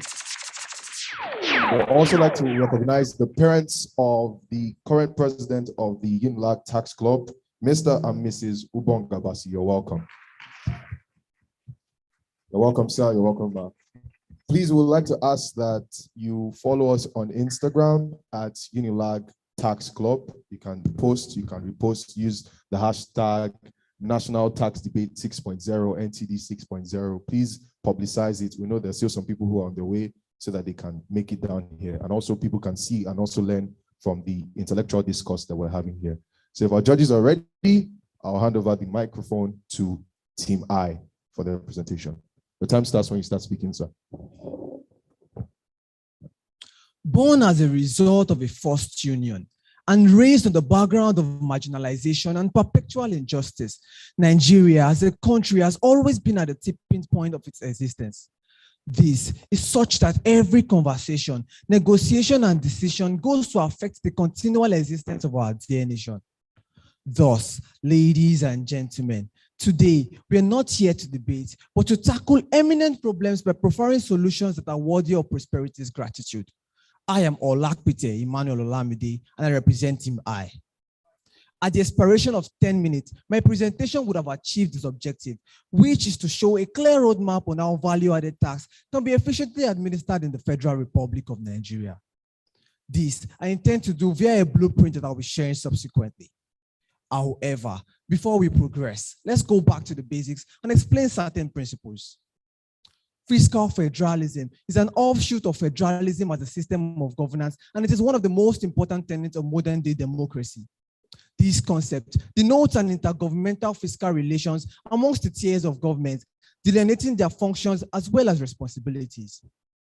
Fiscal federalism, like Ferdinand Magellan, has left the shores of America, where it was first propounded by German-born American economist Richard Musgrave in the year 1959, and has found its way to Nigeria.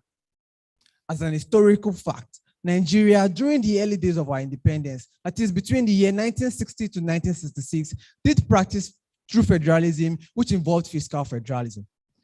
Hence, the foregoing has served as the background for the conversations around the possible application of fiscal federalism to value-added tax administration in Nigeria. Value-added tax is an offshoot of consumption tax, which was developed in the 18th century. This tax is a tax that is levied at each stage of the consumption chain and is borne by the final consumer of the product or the services. Value-added tax was introduced in Nigeria by the virtue of the Value-Added Tax Decree 102 of 1993, which has now been transitioned into the Value-Added Tax Act. This act stipulates a number of goods and services that are VAT-able while exempting over 500 food items and leaving some other goods and services as zero-rated.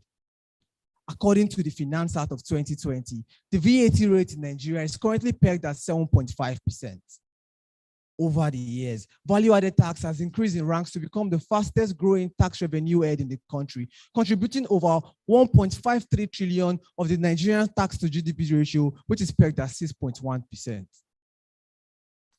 Hence, the foregoing has served as the background for the conflict that is ongoing between the states and the government as regards the allocation and the collection of value-added tax in Nigeria.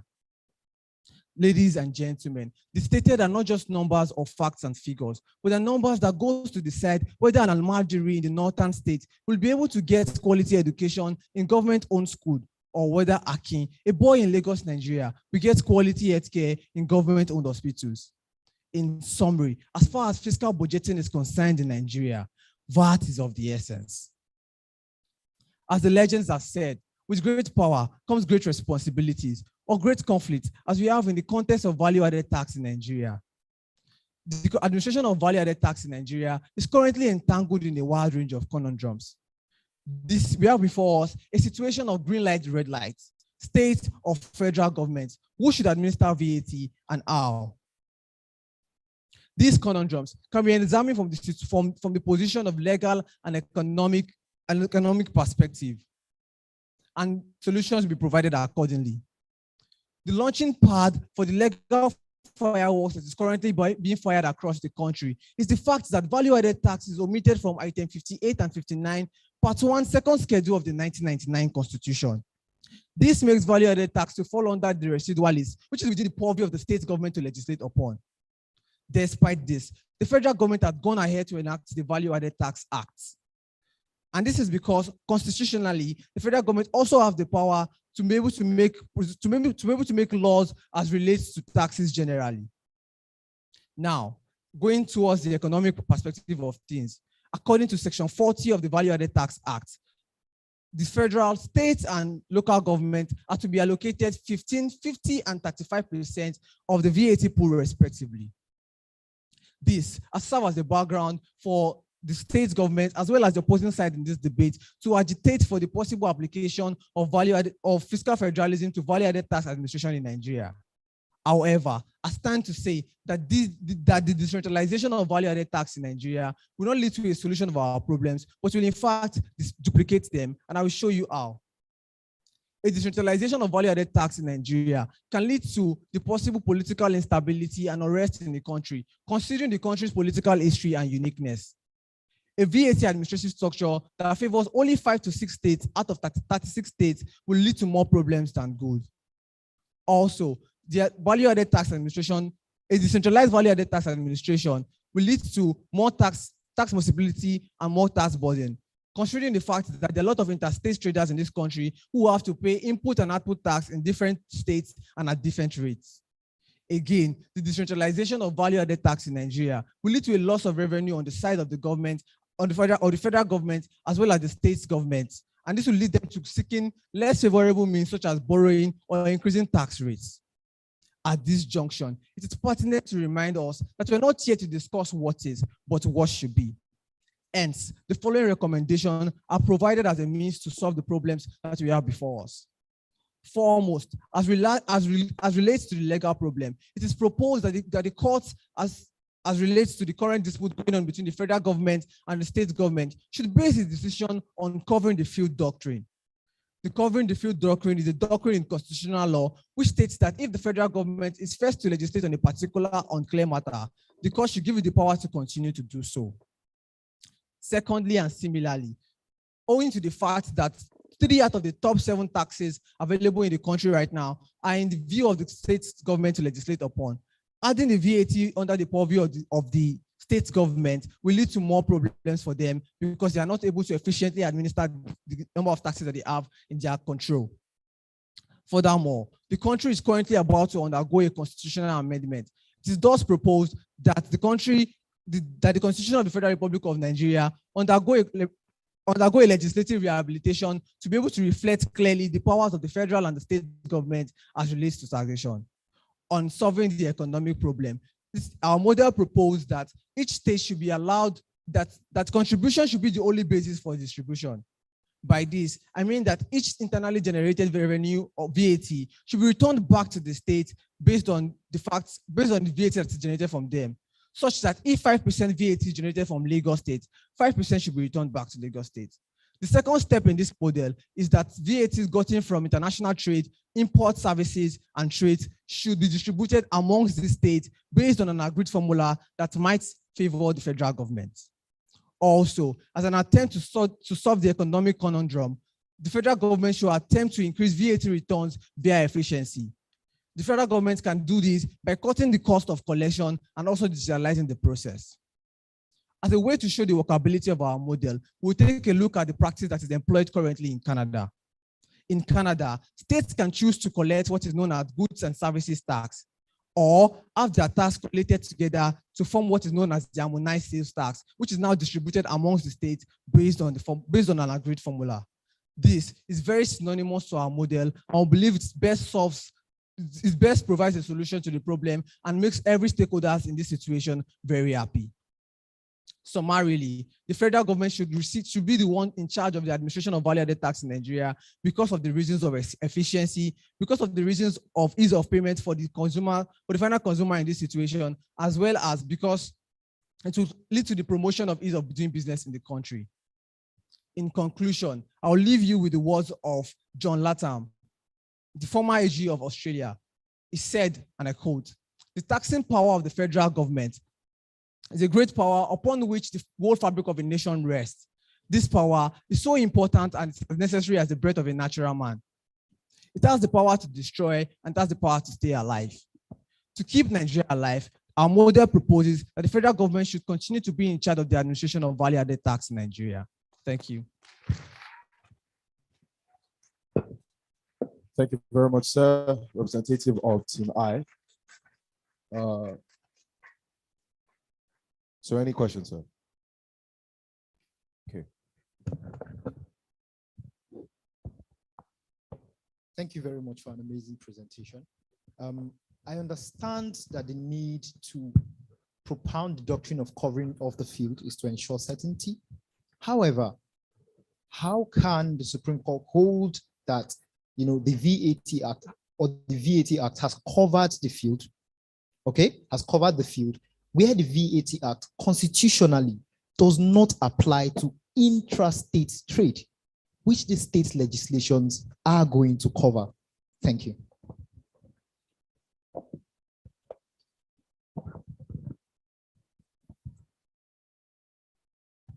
As a Team J, any questions? None. Okay, so you can answer. So thank you very much for that question. The Supreme Court currently can rely on the precedent of a former Supreme Court decision to state that the federal government has covered the field, and reference can be made to the case of AG, the case of Eco Hotel versus AG of Lagos State as the legal precedent for the court's decision. Does that answer your question? Okay, so I think that brings us to the last presentation from Team J. So we'll give the judges just a moment to gather their thoughts.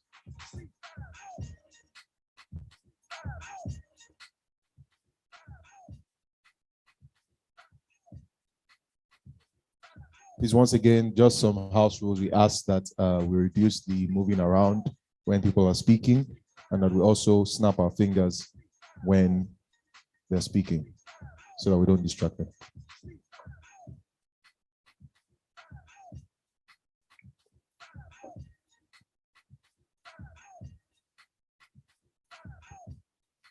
So how would you feel growing up in a rural area, in a household of 5 with your siblings, going out every day under the scorching heat of the sun, with your tools, your cutlasses, your hoes, to work and cultivate the farm? And it becomes clear to everyone, including your parents and siblings alike, that you do the largest share of the work. And so, at dinner time every evening, you also expect to receive the largest share of the amala or fufu, as the case may be, only to see that you are given almost the same amount or just the same amount as your brothers who don't do half as much work as you do. Now, won't you feel cheated, angry, scammed? You go feel say them run you streets now. And this is exactly how a few states in the Federation currently feel. And it has fueled what we now call the fiscal federalism debate. And I, Nzako Chinonso Kennedy, presidential aspirant and representative of Team J, I'm here to show you a blueprint that works, to show you the merits of fiscal federalism, and to reveal to you my blueprint for the effective administration of VAT in Nigeria. Now, let us start with a quote by K.C. Weir. He said, "Financial subordination makes an end of federalism in fact, no matter how carefully the legal forms may be preserved. It follows, therefore, that both the state and federal authorities in a federation must be given the power in the Constitution each to have access to and to control its own sufficient financial resources." End of quote. Gentlemen, my co-aspirants in this debate have already defined the key terms, so I'll be moving straight to my blueprint for the effective administration of VAT in Nigeria, summarized in a three-point agenda I have termed SIT. Now, C stands for constitutional reform and a legal framework. I stands for interstate and intrastate transactions, and T stands for tax law incentive. C, constitutional reform and a legal framework. As we are all aware, the Constitution is a ground norm of the Federation. And by that, what do we mean? We simply mean that being the highest law of the land, every other law and every administrative decision must find its validity in an express provision of the Constitution. Gentlemen, Section 7 of the VAT Act, promulgated in 1993, vested the power to administer VAT in the Federal Inland Revenue Service. However, when we study the Constitution carefully, we see that there is a lacuna. There is no place in all of the Constitution where VAT is expressly mentioned. In fact, items 58 and 59 of the second schedule to the Constitution has limited the taxes in the exclusive list to which the federal government can legislate upon to stamp duties, taxation of incomes, profits, and capital gains tax. So what is the implication of this provision? It simply means that the federal government has never had the power to administer VAT in Nigeria. And this is why the first point in my 3-point agenda is a constitutional reform. To reform the constitution and to state clearly and expressly the power of both the state and the federal government to administer VAT in the federation. And so you will observe immediately that I do not propose a total fiscal autonomy. Rather, I propose a sharing of the powers to administer VAT in the federation between the federal government and the state government, depending on the peculiar nature of the transaction that is involved. And that leads me to the second point on my 3-point agenda: interstate and intrastate transactions. Now, what are intrastate transactions? These are simply transactions conducted and completed between participants within the same state. So let's take a businessman in Balogun Market doing business with another businessman in Idumota. Now, this is a business that is, or a transaction conducted and completed within the same state, and thus should be left to the exclusive reserve of the Lagos Internal Revenue Service. However, what happens in a situation where a transaction is conducted and completed between participants in 2 different states? Who becomes responsible for administering the VAT on such kinds of transactions? Now, is it the state from where the transaction originated? Or is it the state from where such transactions shall be completed? We believe that such kind of transactions should be left to the exclusive preserve of the federal government. And not only interstate transactions, international transactions, that is to say, trade or commerce between Nigeria and other countries, including export and import commodities.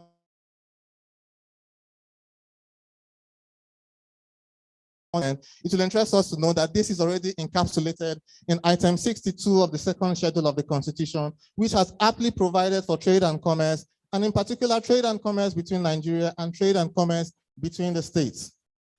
Now, this fiscal arrangement, so you discover that my blueprint already has a legal backbone upon which to stand and prosper.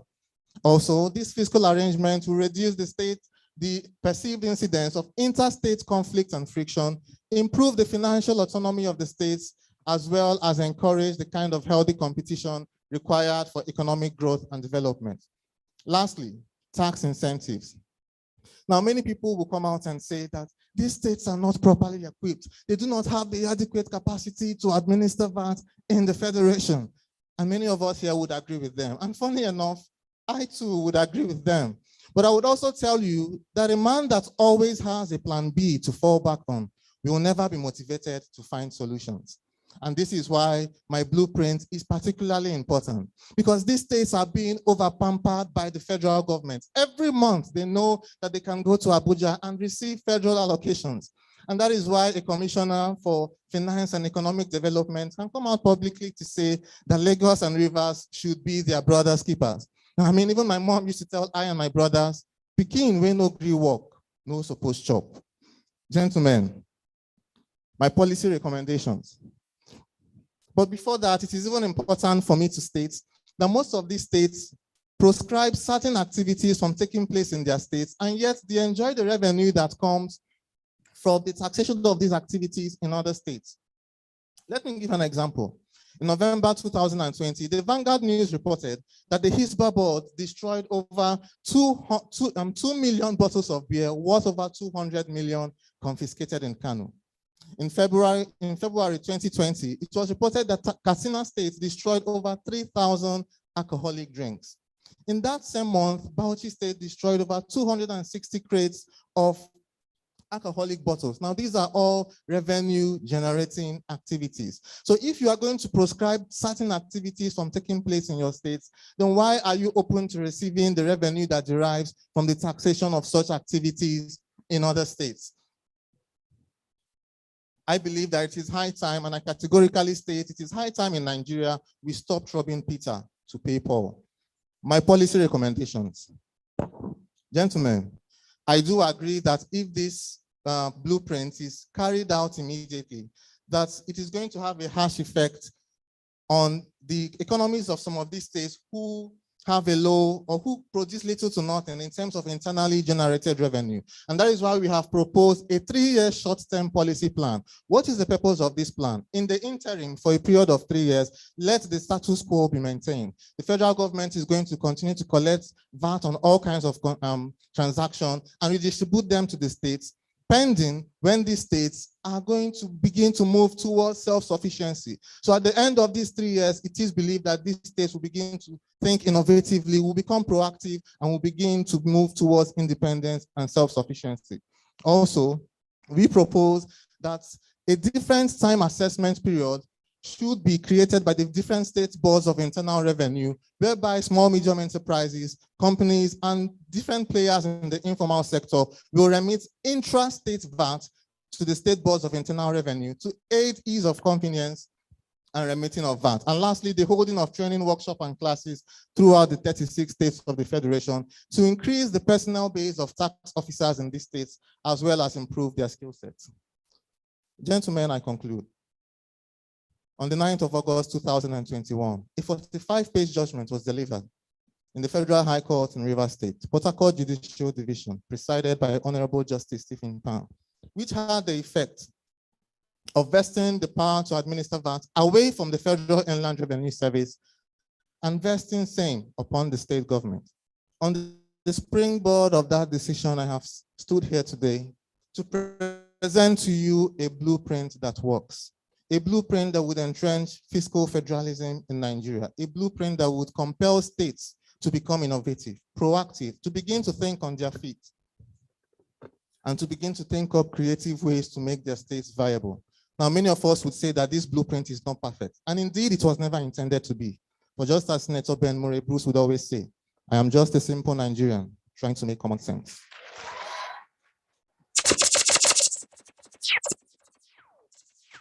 Thank you very much to the representative of Team J for that performance or for that presentation. I beg your pardon.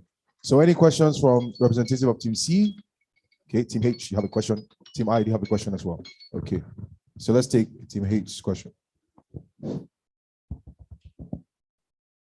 Thank you very much for that presentation.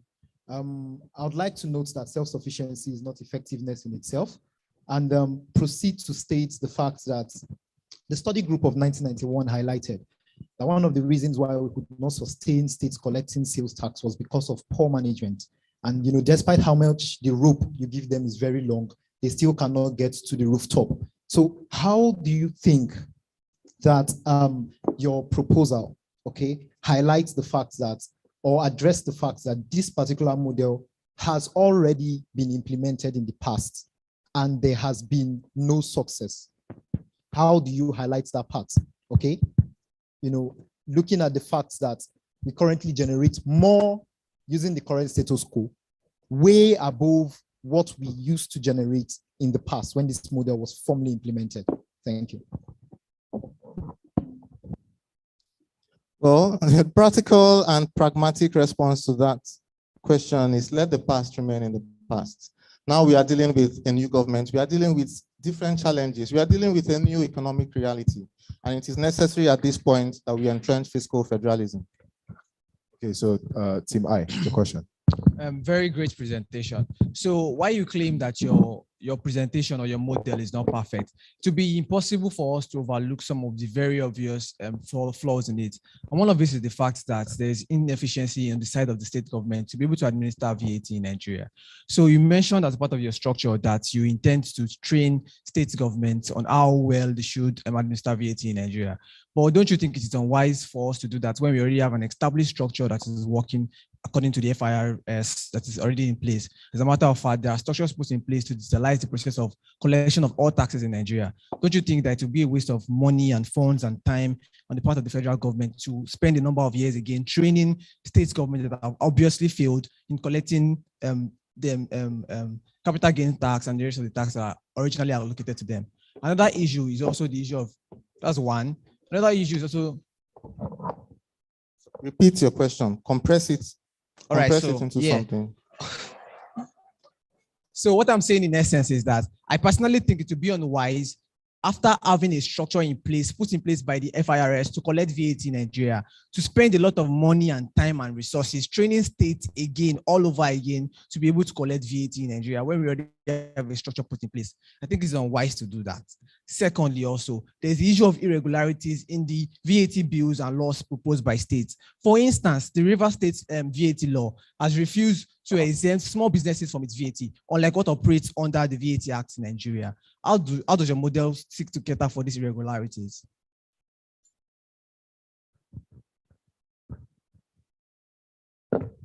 Okay, so the first question is talking about being a waste of resource because there is already an established tax collection body in the Federal Inland Revenue Service to begin to invest again in these states in terms of increasing the tax base of tax officers because of there is already an established tax collection system. Now, my answer to that is we sacrifice a short-term benefit for a longer-term advantage. Now, that is the essence of this whole debate. We are not saying that the federal government, in fact, the Federal Inland Revenue Service have made giant strides in recent years with regards to the collection of VAT. But this debate, the essence of it is to address a problem that certain states are beginning to feel that fiscal federalism should be entrenched, that what they are bringing into the VAT pool is not what they are getting.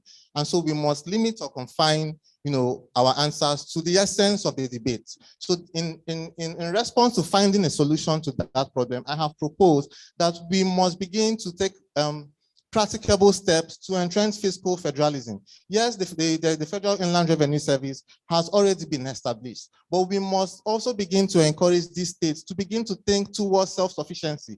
It will be more beneficial for the federal government that every state is thriving than that they keep coming back to Abuja to beg for stipends and federal allocations. This will help Nigeria's economy more. And so whatever that the cost is, we must invest it in finding a solution for the problem of the administration of VAT in Nigeria. Now, you talked about the irregularity in the tax laws that will be set up by different states. I talked about the constitutional reform. That settles that issue. So there's going to be one central VAT percentage that must apply to all states in the constitutional reform. Thank you. Thank you, sir, for the questions, and thank you, sir, for the answer. So I would like to have the judges ask questions across the other speakers. Yes, ma'am. Thank you very much. We'll just take the question on individually rather than going like that. So our first question will be going to Team H. So I have a question for you. And I know you talked about population, looking at the population and that amendment. So my question is, how do you think that proposal on population can be useful to the model, considering that there are even questions about the basis of the population census? Thank you very much. As an addition to that, right, even apart from the VAT sharing formula that recognizes population as a basis, the general revenue sharing formula actually also recognizes population. So how are we going to take or de-emphasize population in terms of VAT whilst it is still a relevant consideration under the general scheme? Then in terms of your timeline, what kind of timeline do you propose? And how do you, what kind of approaches will you suggest to kind of hasten how we quickly get to El Dorado? Thank you.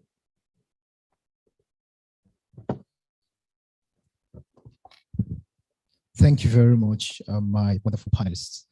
In relation to the first question on population as a basis for allocation and the issues as to doubts in the statistics that exist in the population census formula.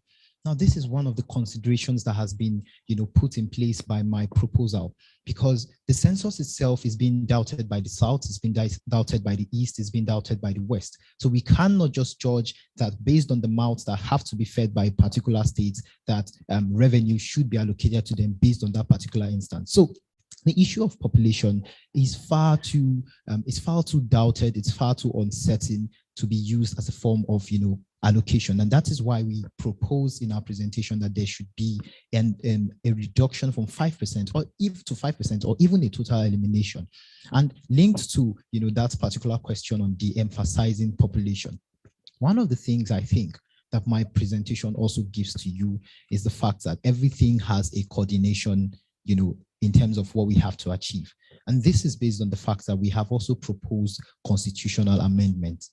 It is time that states begin, or the Nigerian Federation begins to identify the fact that it is not just by the mouths that you have to feed. It is also by, the type of projects. Every state has a policy and project objective, and you cannot just determine what they get based on the type of population or the amount of population that they get. So the entire issue about de-emphasizing has to come from within constitutional structures. However, the constitution in this particular regard, before we even get there, we must find or we must negotiate this particular de-emphasizement, because for you to even have a constitutional amendment, a certain percentage of the states have to agree. So we have to utilize those bodies such as the National Economic Council and the Joint Tax Board, or certain central bodies, to ensure that we have one single stand on the de-emphasizing, the emphasization of this particular criterion for allocation. And lastly, we have looked at the issue of trying to hasten as we approach El Dorado. Indeed, one thing my proposition tells you is that we are not far from El Dorado. It is just the understanding by different levels of government that if we agree on certain points, we are actually going to get it. So in terms of hastening it, I feel for one instance that the first thing that has to be done is understanding the situation. That is why my introductory speech says, if a man, if you want to make a man understand something, right, you have to, his wages or what he collects as wages is likely going to disrupt his understanding. It must be understood by every stakeholder, federal or state, that this is the current status quo on ground. If, as a state, you are saying because I generate more, I should be getting a certain percentage. We have showed you that certain states do not even generate what they are said to generate using the headquarter effect.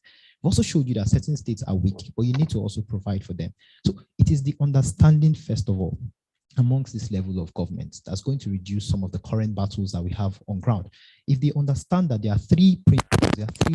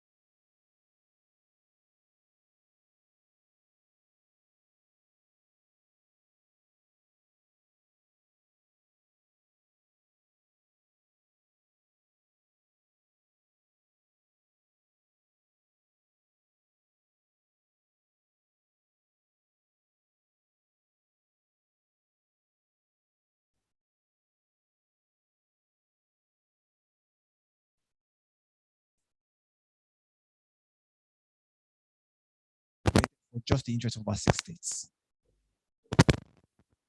Now, as regards the question on covering the field matter, it is one of the bases or one of the reasons why the court should make this ruling. And according to my research, it is revealed in the case of Eco Hotel versus AG of Lagos, that's where the court ruled expressly that based on the covering of field doctrine, the federal government has the right to make rulings and to make laws on VAT in Nigeria.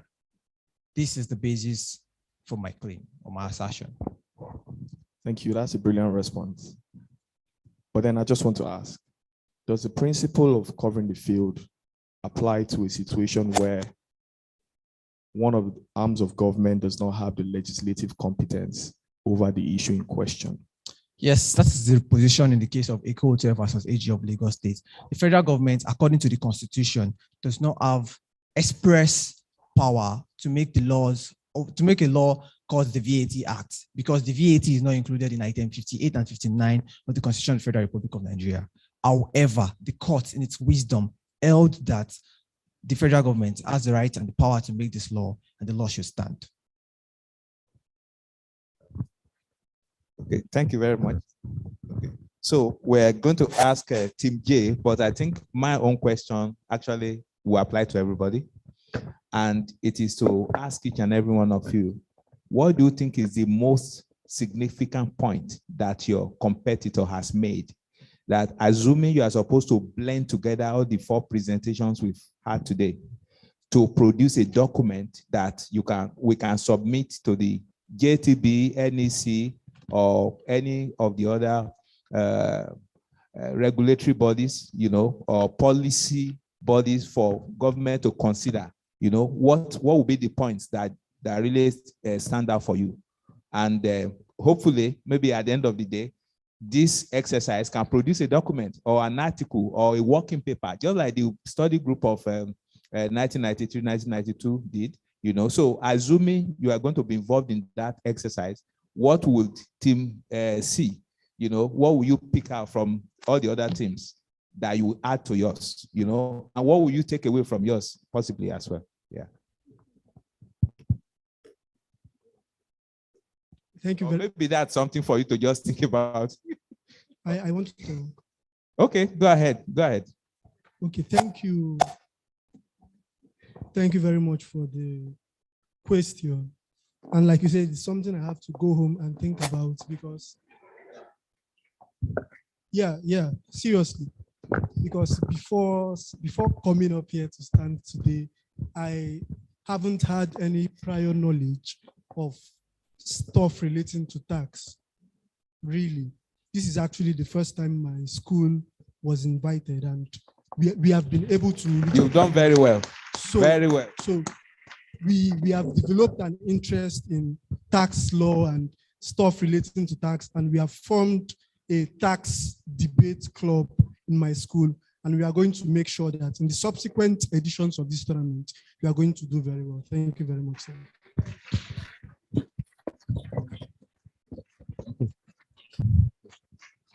Thank you very much, sir, for that thought-provoking question. Because in the issue of fiscal federalism, we do not necessarily need a winner or a loser, although we need one in today's debates. But some of the things I can pick from my opposition speech, or the speech of my opposition, is based on the fact that there needs to be proper consideration of the idea of interstate and intrastate trading. And another major issue that needs to be considered is the issue of incentivizing the states to actually generate revenue, right? Because where the states understand the basic need of generating revenue, they will not try to focus on who wins or who loses in the federation. They will try to generate revenue that can indeed be properly shared, and then we can have in Nigeria where all we do is simply growth. Thank you.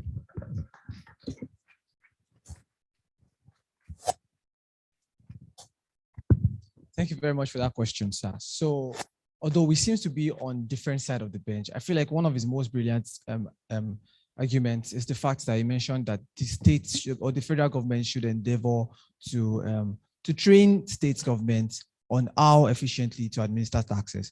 But I do not think this should apply to VAT, but should apply to taxes that are constitutionally within the purview of the state government, such as stamp duties, company gains tax. They should train them properly. The FIRS should take it upon themselves to train state governments and their bodies on how efficiently they can collect taxes in Nigeria. Thank you. Well, thank you, sir, for that question. If we observe, it seems that I took up a totally different position from every other of my co-aspirants here. So there might not be much similarity, but one thing I can take from the blueprint from Team C on GDP was that he took up a more liberal approach with respect to time frame. So he said every state should operate its own VAT pool and the Federal Inland Revenue Service should coordinate this attempt until they are sure that the states are independent to stand on their own. So in my blueprint, I kind of gave an ultimatum. I drew up a 3-year short-term policy plan. And I said at the end of that plan, states must begin to self-sustain. So I think that liberality, that flexibility can be adopted into my blueprint. Thank you. Just a last round. Team J, I think I have a specific question for you, and that'll probably be the last question for me. Having looked at your CIT model, that reminds me of companies income tax, even though it's not that. My question would be, do you really think that all the states can afford the tax technology requirements in these days of new normal? Because if you're saying the states should take it over. And secondly, within a 3-year period, looking at Nigeria political terrain, do you think a 3-year period is realistic to achieve this? 2023 is the election year. Thank you. Okay. Mr. Yemi Adibo has a question. Thank you. Yeah, I recall that in the course of your presentation, you've said that the Constitution should be amended, although you were less specific as to what you meant. So now, considering existing taxes such as consumption taxes of relevant states, how do you intend, or how does your call for amendment intend to cater to having similar, although sort of distinct taxes on goods and services? Do you understand what I mean? You have the consumption tax law of Lagos State, the hotel, and you understand. And if you look at it technically, there's some similarity between the incidence and the basis of that tax and VAT. Do you understand what I mean? So you now say that we should amend the Constitution to be clear as to who has the power to levy VAT. But would that be to the exclusion of consumption taxes in other states? Whatever your answer is, do you think this is going to lead to double taxation or multiple taxation? And lastly, can you give me a distinction between these two, multiple taxation and double taxation? Thank you.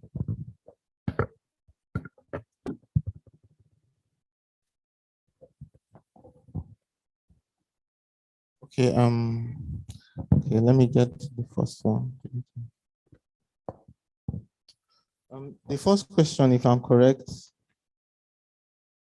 okay, do I think the states can afford the technology that is required to administer VAT in the Federation? So if you listen to my blueprint, one thing we must get from my blueprint is that it emphasizes that these states must begin to think up creative ways to make their states viable for investment opportunities. So I cannot marry a wife for a man, also impregnate her for him. So what I want to do is to give a working environment and to tell these states that now you must begin to think towards self-sufficiency. So it is a blueprint that emphasizes that these states must begin to take initiative. So if you think that you do not have the resources, what are your other states doing that are giving them the resources? Find out, you can ask them. You know, I encourage collaboration even between the states. Of course, 10 minutes is not enough to give a working blueprint for, you know, a nation state like Nigeria. But I believe that they must take incentive and they must take initiative. So is the 3-year period enough? So I answered this question. I answered the question raised by our tax professional here. And I think I will adopt that now, that I will take up a more liberal approach based on the tax blueprints given by Team C. So I gave a 3-year period and I was strict on that. in a kind of ultimatum, but then I will take up a more liberal or flexible approach that the Federal Inland Revenue Service should coordinate these attempts until they are confident that these states can stand on their feet. And lastly, if I can simplify your question correctly without misquoting you, that I called for the amendment within the laws, and do I think this will result in double taxation considering other laws by the states and the difference between double taxation and multiple taxation? If I quoted you to the best of my ability. So I do not think that my blueprint will result in double taxation. Let's say in a situation where the federal government or the constitution has recommended certain VAT to be administered by the federal government, and states are also setting up laws. What it simply does is this: it tries to delineate properly the proper authority that a VAT on a transaction should go to based on the subject matter or the peculiar nature of a transaction. So if we have a situation where, of course, the VAT currently stands at 7.5% after the finance bill, it will still be 7.5% for all the states. What my policy says is, based on the peculiar nature of the transaction, let us distinguish, is this intrastate VAT or is it interstate VAT? Once we determine properly that it is intrastate VAT, it should go to the state boards of internal revenue. But where we distinguish that this is an interstate VAT or international VAT or commodities from exports and imports, they should go. So I do not think it will result in double taxation. And of course, the difference between double taxation and multiple taxation, in Nigeria, we do have a case of multiple taxation. So many taxes that companies need to pay, so many taxes that individuals need to pay, the personal income tax and so on. So it talks about whether the multiplicity of taxes, are they many or are they few?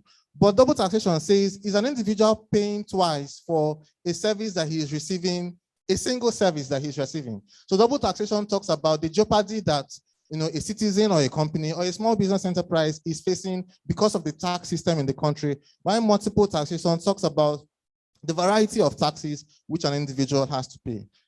I hope I've answered that question to the best of my ability. Thank you. Thank you very much, gentlemen. Any more questions from our judges? Do any of our distinguished guests have any remarks or any comments? Okay. Okay, after the score, Chairman will give one or two remarks. Chairman, I hope you've noticed that we look alike, sir. Have you noticed? You know that we're both wearing glasses, but when I wanted to greet you here, I saw somebody very hefty at your back, so I didn't want to come too close.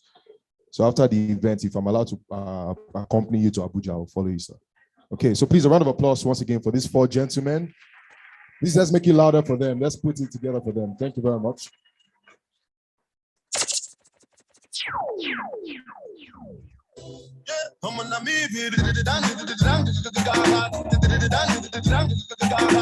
Thank you very much. Please, you can make your way down. A round of applause for them as they make their way down. Thank you very much. I'm very grateful. I personally have learned a lot from your presentations, and I'm sure my mom at some point she was expecting that one day I'll stand up to debate like this.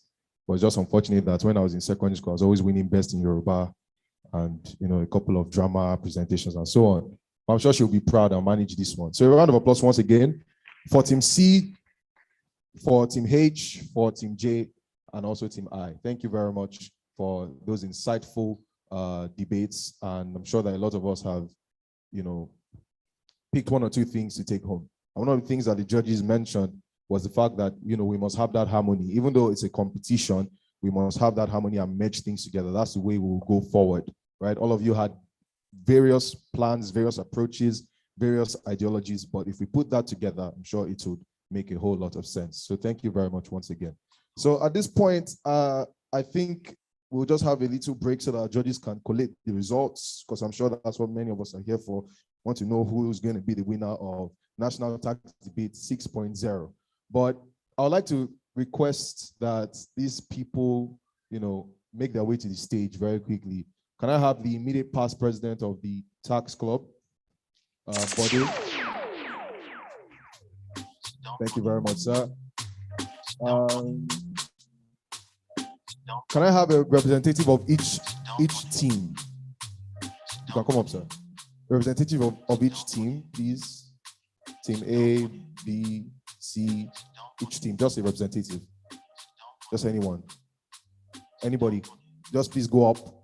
Can I have the protocol officers just please move the stage a little bit backwards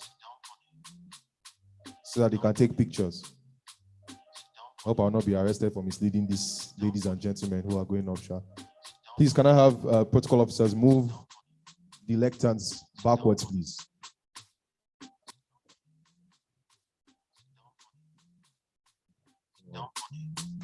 Please just go up. Thank you very much.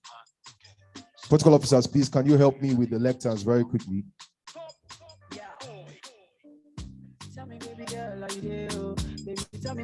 All right. Baby, tell me how much I could pay. I will go fly go anywhere for holiday. This love, now one Angola. This love, now one thing. They could play like with the movie, that can play where you go to play mommy, mommy. Girl, now me go to play daddy, girl, if you be baby, I be nanny, see how she fine like a granny, yeah. Show my palangolo, He says just hold on while the protocol officers come to move the lecterns. I want to play a very quick game. But before that, I must recognize Professor Olushakin. She's the Director of Academic Planning, representing the Vice Chancellor of the University of Lagos. You are welcome. A round of applause for Prof. You are most welcome, ma'am.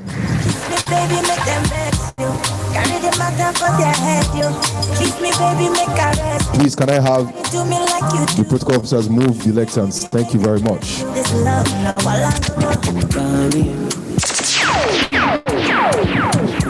Okay, ladies and gentlemen, if you don't mind, can you just form 3 rows facing the projector?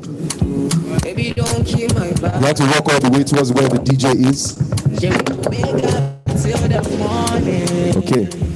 Some people don't know their left and their right. Alright.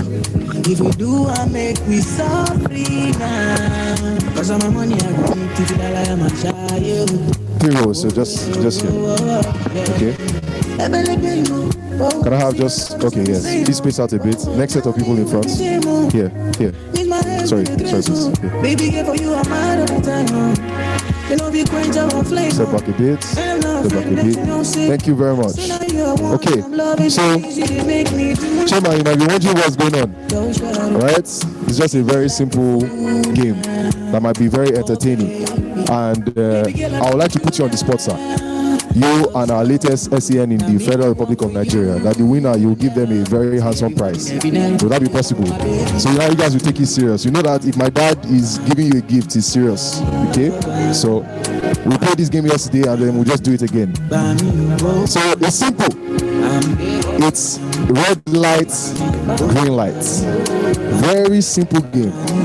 So what does it mean? When I say red lights, they must not move. Anyone that moves is disqualified. And when I say green lights, they're allowed to move. Now, the first person to successfully get to me here will be the winner. And I'm sure that Professor Abiola Sani and also our chairman FIRs, they have fantastic ideas of gifts to give the winner. So I'm sure you will not want to joke with it. Is that fine?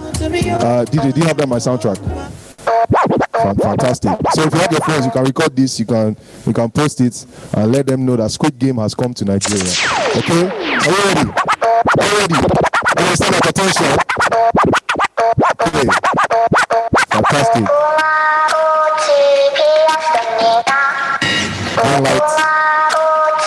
Red light.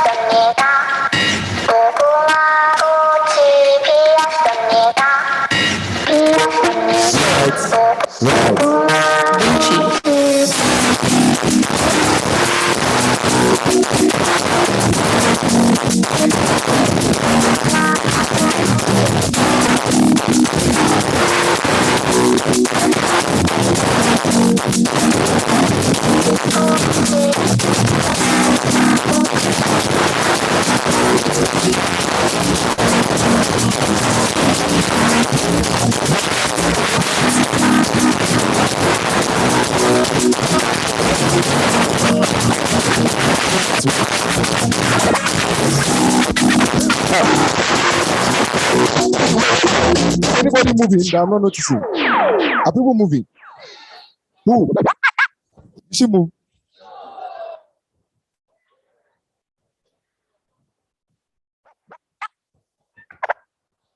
Are people moving? I'm not seeing it.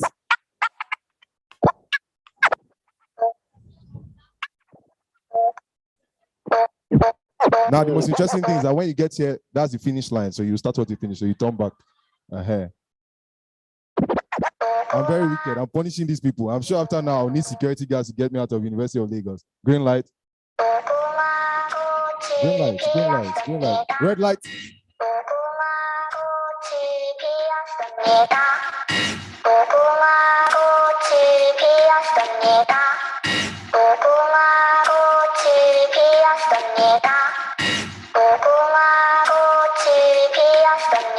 Green light, red light.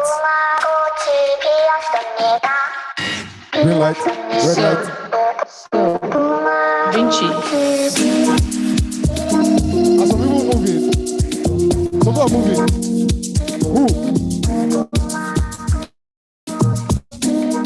But it's moving. Thank you very much. You just moved. Bye-bye. Thank you very much. Who here knows the theme of NTD 6.0? Do you know the theme? Thank you very much. I'm moving. So what's your middle name? So. Are you about to move? Do you want to laugh? Do you want to have a handshake with the chairman FIRS?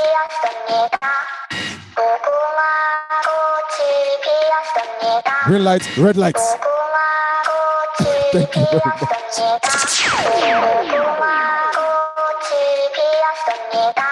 Oh, don't forget, it's to the speaker. So it's to the speaker, not green light, red light. Is somebody moving around here? So. Who's moving? Vinci. Green light, red light. Thank you very much. Thank you. You just moved. Bye. See this man that wants to win. Oh, look at this posture. Can you see what I'm seeing? This. So. Do you guys think you can win? Okay, pause. Hold on. Daddy, should I put them out of their misery? Will you give these ladies gifts as well? Just one winner. One winner. One winner. Because of gender equality, sir, when I say green light, you end at the other side. While the women will finish. Is that fine? Can you do that? Do you think you can do that? Answer me now. This man is serious, so he wants to go with the FIRS chairman today. Oh. Green light, red light. You're not allowed to move. Oh. You're not allowed to move. Green light, red light, green light, red light, green light, red light. Vinci.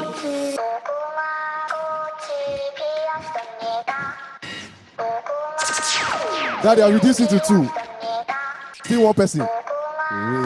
You know the thing about federal government agencies, they are very strict. When they say one person to one person. Prof. 2. Wow. Are you ready to go and collect your prize? Do you want to collect a prize? Say yes now. But Chairman just said 2 people. Let's put them out to their music. Thank you very much. You can go and take a handshake with the chairman. Welcome to Squid Game Tax Club, University of Lagos. Thank you very much. You can go and take pictures with the chairman. Go and take pictures with the chairman, and I'm sure he would do the needful.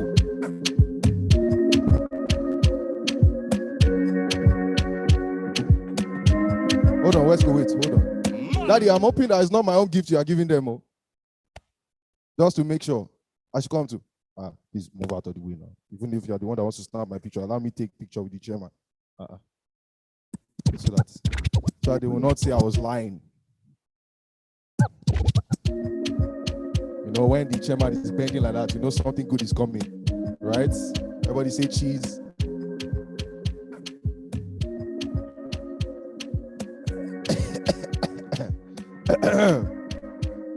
God bless you, sir. Thank you very much, sir. Obviously, you know that something has changed, right? Fantastic. Daddy, am I allowed to announce the gift? And like I said, we go be, we go see, we go feel because the blessings follow my yard. Blessings follow my yard. I don't want to reason bad things no more. I don't want to go back to where I did before. If you know these gifts, it's from playing Squid Game. Wow. Fantastic. Isaac, are we ready? I don't want to go back to where I did before. May nobody stress me, that is not me, cha.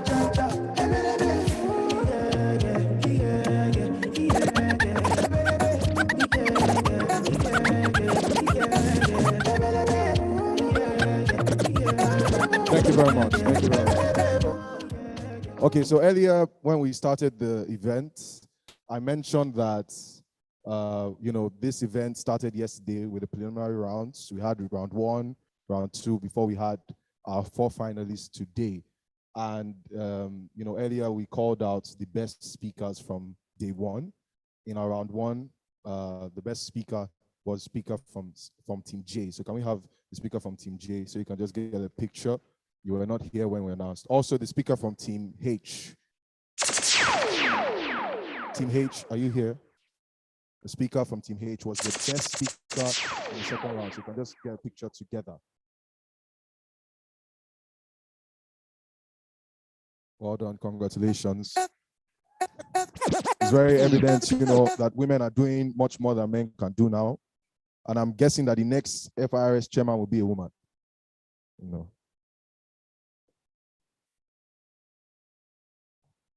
I thought I'll hear a bigger amen to what I just said, but no problem. Okay, so Isaac, are we ready? Everybody knows say I want me, I know the line.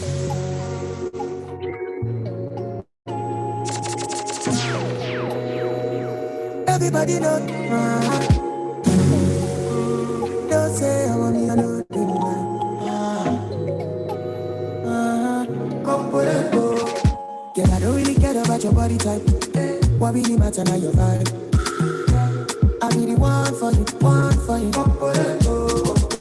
Don't really have to be the one to go. Ain't nobody fine like you. Girl, I be the one for you, one for you. Come put it go. And I don't need my life. Feel like I need you in my life. Nobody can tell me about it. It's pretty good. I feel like I don't need my life. Feel like I need you in my life. Nobody can tell me about it. Everybody does say I'm on the other. This thing that I'm doing to my body is not funny. You go down big man to picking yo. Oh my shawty, this love that you're showing, they confusing my head. Like I don't smoke, I did something yo. Fine girl, I have to party yo. Your body high me like Colorado. Your body do me like in the head. Killing me slow. Fine girl, I have to party yo. Your body high me like Colorado. Your body do me like in the head. Killing me slow. There is something about your body where they high me like I don't smoke Colorado, like I don't smoke Colorado, yeah. Cause the way that you control me like that. Baby say your matter, na matter, oh. My sherry coco make I pet you like that, oh. Only one girl way behind me like Laga, oh. Every time I see your face, not so I just stagger, oh. Yo, go down on the low. Down on the low, make it do I'm on the low, make it do I'm on the low. Baby, no one has to know, baby, no one has to know. Baby, my body will, go down on the low, make it do I'm on the low, make it do I'm on the low. Baby, keep it on the low, baby, keep it on the low. My body will, oh yeah. Yeah, very fun this. Get cool with the way down. To the early, yeah, morning, we fight. Come on.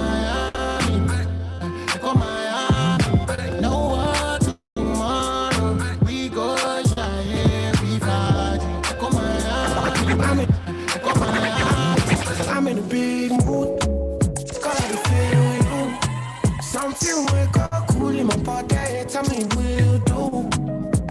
in the big mood. Girl, I feel you. Something wake up cool in my body. All right, thank you very much. Thank you for your patience. So we just have a couple of things left, and then we'll announce the winners of the Tax Debate 6.0, the National Tax Debate 6.0. But sir, and our distinguished delegates, countdown to this event, we had a couple of schools who made entries for this competition through essays, and some of them were miraculously chosen for this competition. It's a distinguished competition that a lot of people are very, very much interested in. And we had a couple of people indicate interest and signed up also through essays. And some of them were shortlisted for this event. And today, right now, we would like to just have one speaker each from all of these teams to give an impromptu debate or presentation on the four finalists, I beg your pardon. So the four finalists, a representative from the four finalists who hasn't participated in any of the rounds will please come up to give an impromptu presentation on the topic of entry, the essay entry. So can I have a representative from Team J, from Team I, Team H, and Team C? Can you just come up? A totally new representative. I'm sure you were briefed by the DOR on this.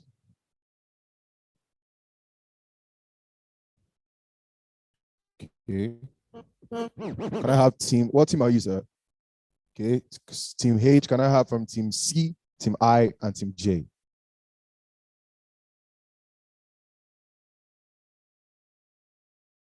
So they're to speak neutrally. I think the judges will give the modalities on all of that. The judges will give the time and all of that. So, what team are you? Team I. Okay, so we're waiting for Team J and Team C.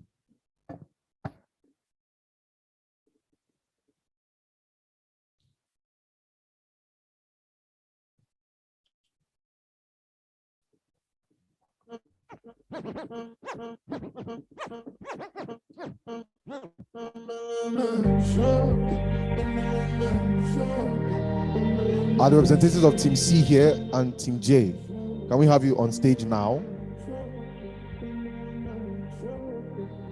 What team, sir? Team J, okay. Thank you very much. Team C, we're waiting for you. Please, you have 3 minutes as opposed to 4 that you were briefed. 3 minutes for your presentation, for your impromptu presentation. Music come down, thank you. So according to your alphabet, so where's C?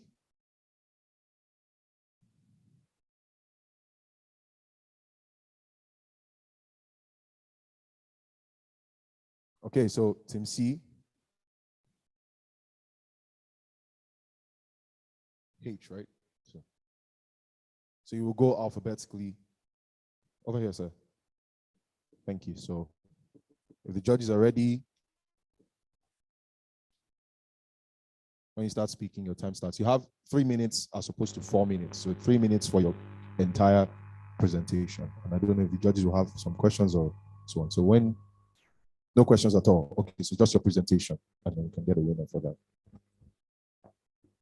Okay, good afternoon. My name is Caleb from TNC. First of all, the tax. We don't need to expand the tax in our country. We already have so many taxes. We have the PPTA, we have the CIT, we have the CGT, and every other form, we have the VAT. So the taxes, when they are all gotten, the value is much. So in this country, we don't need more taxes. And then for the tax nets, we can get more taxes by knowing the people who pay tax, so informal sector, by making them, there are some companies there are some of the informal businesses that have gotten to a level where they need to be established, where they need to be registered. So we can get them registered in the CAC. By that way, we can also make sure their taxes are paid. And then secondly, from the local government people who go to shops and stores and markets to collect taxes, we can ensure that that is efficiently and effectively done so that those taxes will be properly collected from the informal sector. So in summary, I'm saying that we need to expand our taxes. And again, we can expand our tax rates by being serious with the tax imposed in the informal sector. Thank you.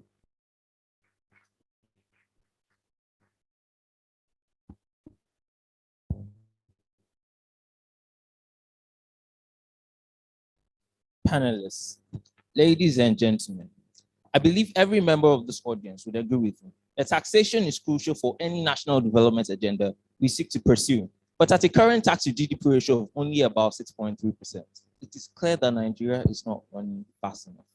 So how exactly can we increase the value of taxes to our economy? Panelists, standing before you is J.F.Ade Ajayi, representing Team H. Here to unequivocally asserts that the way forward for Nigeria is an expansion of the tax net and not of taxes. And I shall do this relying on two key arguments. One, the issues inherent with an expansion of taxes. And two, the need and viability of an expansion of the tax net.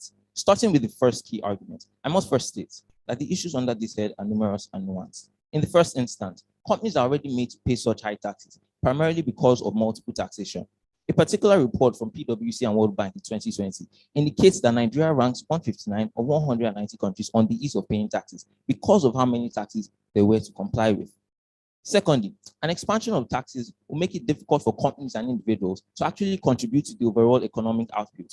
For companies, it will mean that there's no incentive to expand production, no incentive to actually increase the size of their workforce or increase wages, and companies might even increase the prices of goods and services to cater to the high tax rates. So ultimately, the citizens, you and I, would still suffer.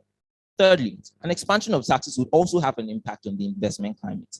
You see, a particular report from UNCTAD indicates that amongst the top considerations of investors before taking an investment decision was the rate of taxes in the country.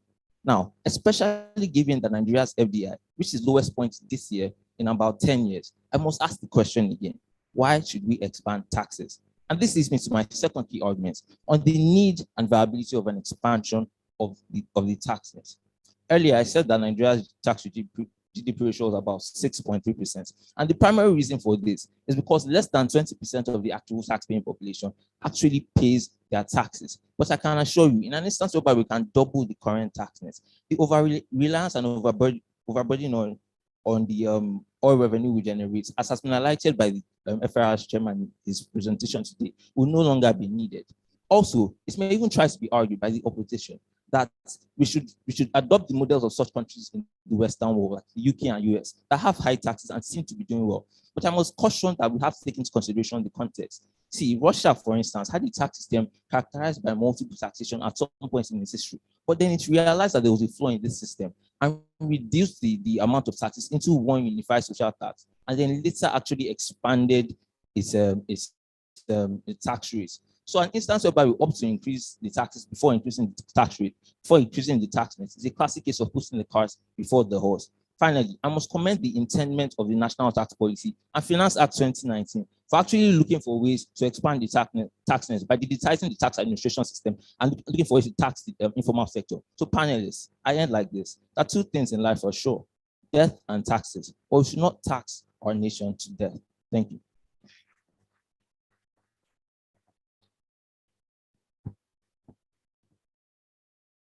Good afternoon. I'm Queen Follower and I'm the representative of Team I. Good afternoon. I'm Queen Follower and I'm the representative of Team I. One of the COVID-19 pandemic had an impact on almost every sector, and the economic sector is one of that was mostly impacted. And one of our key responsibilities now is to save the sinking economy of Nigeria. We're drawn between the question of expanding taxes and expanding the tax bracket, but we chose the part of expanding the tax bracket. And this is because expanding taxes just means that we keep overburdening the people who are already compliant, like the companies who already pay their company income tax, pay PIT on their staff salaries. So now we're saying that the major ways to achieve expanding the tax bracket is by bringing the largely untaxed informal sector into the tax bracket. And we propose that some of the ways by which you can do this is, first of all, we can create an FIRS and NIN synergy. About 143 million Nigerians have linked their SIM cards to their NIN, and this represents about 81% of the Nigerian population. This means that we can create awareness by sending text messages to create awareness to members. And also one of the ways that we propose is creation of a short code, the USSD code. A lot of Nigerians now bank with their short code, the *737#, and this can also be used for like mobile money transactions.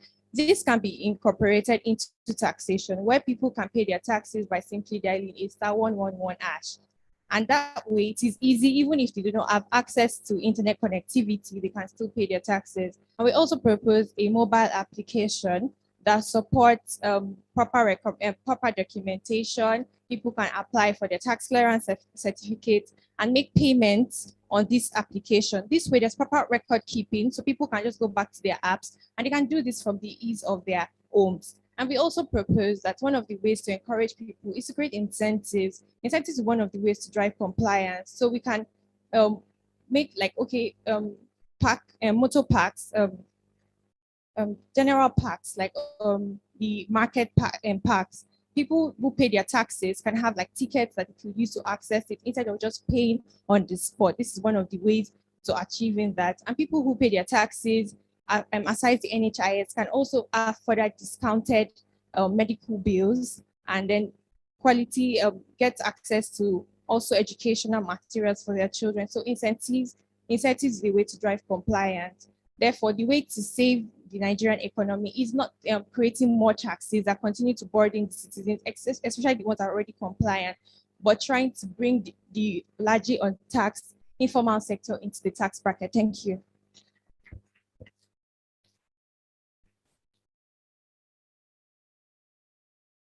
Topic is one that puts us between the devil and deep blue sea. It's important to make the concession that whatever side we pick, the average taxpayer is going to be affected.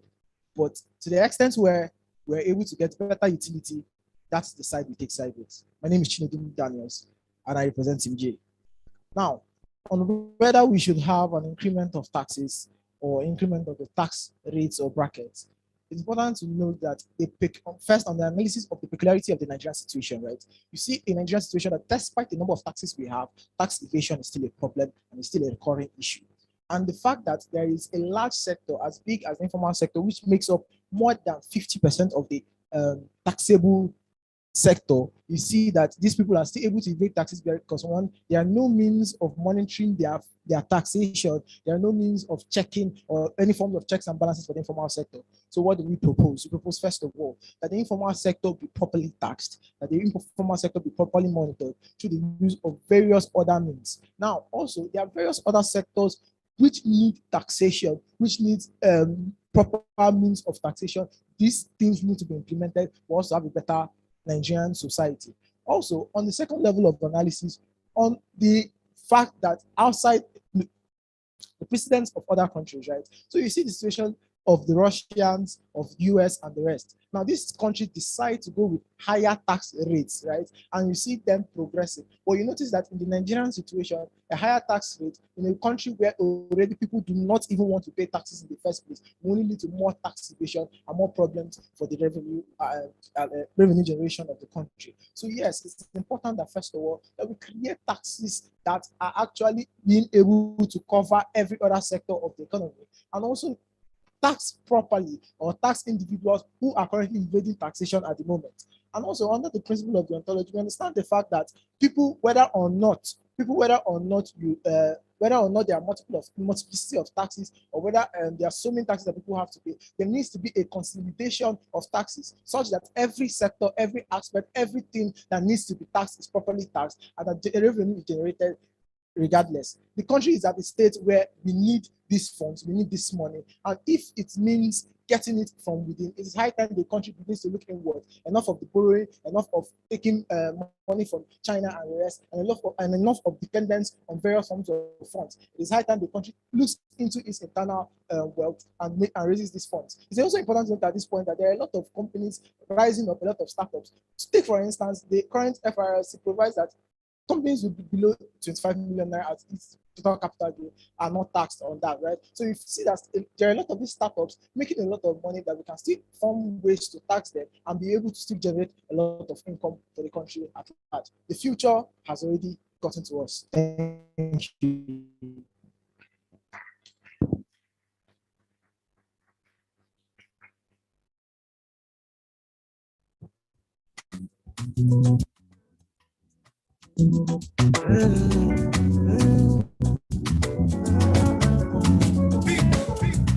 Turn up your body, make you feel alright. Flying the kele, we go cool my mind. I won't do anything I want tonight. Make me do anything we want tonight. Thank you very much. A round of applause for them as they make their way to their seats. Thank you for the impromptu debates and for presenting your thoughts. Thank you very much.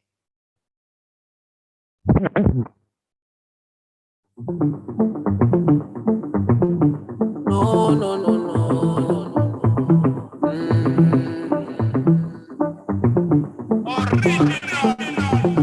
Oh, no, no, no, no, no. I go to put myself in. To call to the podium Mr. Temi Adetono and Ms. Rachel Ogidon for the presentation of the tax anthology. A round of applause for them as they come.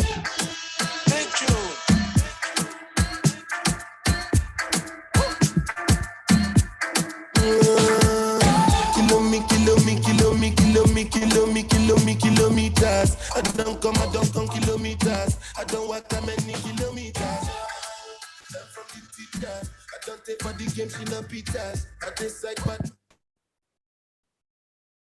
Good day, ladies and gentlemen.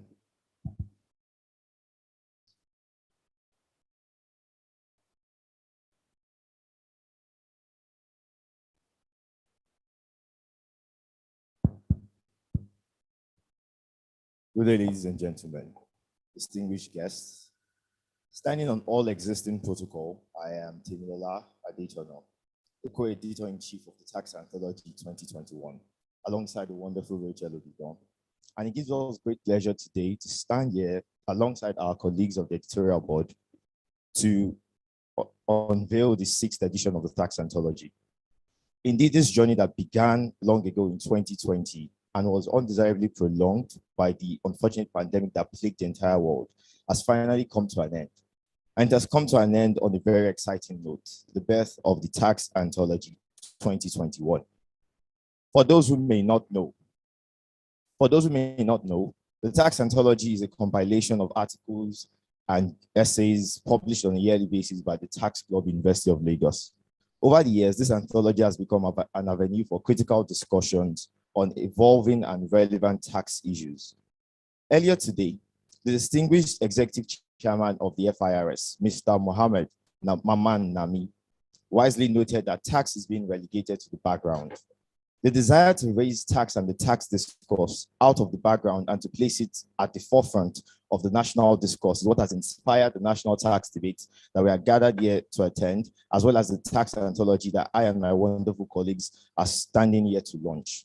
Being the foremost student peer-reviewed tax journal in Nigeria, our primary aim over the years has been to expose the intricacies of taxation in Nigeria through different diverse lenses. This year is no exception. And this volume is a remarkable blend of submission by distinguished practitioners, academics, and even students. We have found that this volume particularly focuses on the complexities of collecting taxes in an increasingly global economy that is now powered by digital businesses. And it also touches on a wide variant of other subjects, including the value-added tax. The essays in this journal offer varying perspectives on this issue, which we believe would excite the minds of our readers. On this note, we would like to express gratitude to God for the strength to see this project through over the last 2 years. We're also grateful for the dedication of every member of the editorial board. We thank the executive team of the Tax Club of the 2019-2020 session led by Emmanuel Bassi. And most importantly, our profound gratitude goes to the partners and sponsors, our staff advisors, and everyone that has supported the Tax Club University of Lagos and has led to this moment where we launch and the published version of the 2021 anthology. On this note, it gives me great pride to, on behalf of every member of the editorial board, launch the 2021 6th edition of the Tax Anthology.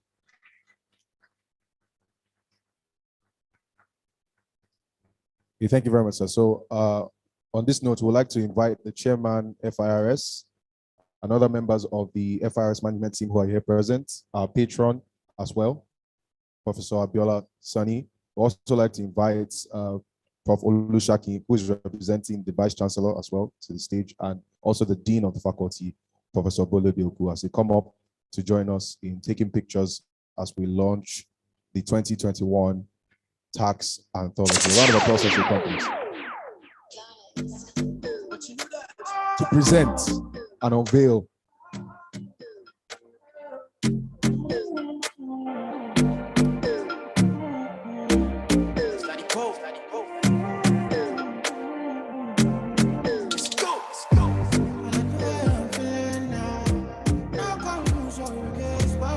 so, if you don't mind, you can just come over here, sir. Chairman, sir, so that you can have.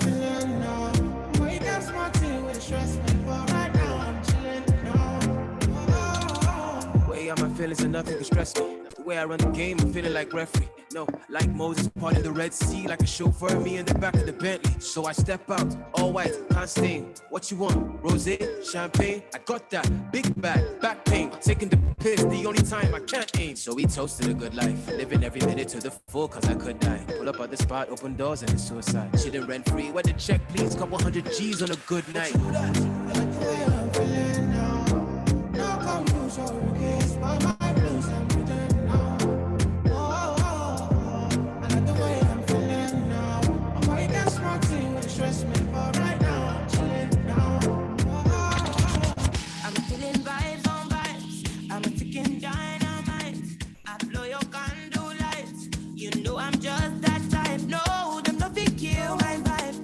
Thank you very much, Saz and Maz. Thank you very much. Please, we respectfully ask that the chairman FIRS remain on the stage.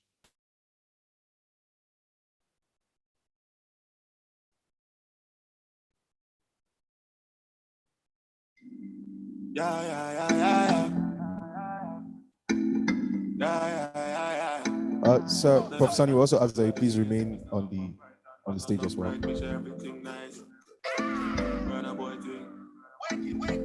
Thinks that she bad, thinks that she hard. That fall back, we give her a call, she not call back. She said she left, give her more time, she crawl back. Tell her move spicy, me and where the salt at. Girl, have to wind up and I'm rolling body. And all them and them have to hold in body. Everything you told me never told nobody body. You say your man can't control your body, so make. All right, so thank you very much, sir. Thank you so much, sir. So chairman, please remain standing. Yes, sir. So I'd like to invite the president of the Tax Club University of Lagos to make his presentation, Emmanuel Ubongabasi.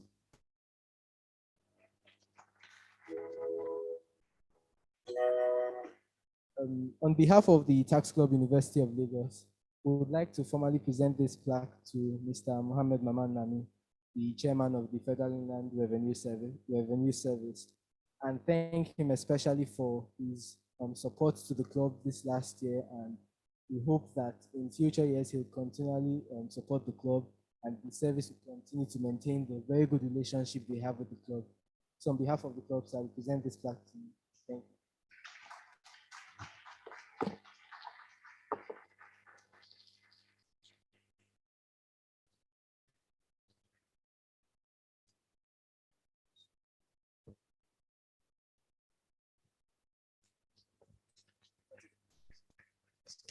Thank you very much, sir. A round of applause for the chairman. Thank you very much, Mr. President, for that. So I think it's time to hear the results for the debates. If our judges are ready, I think we'll have that.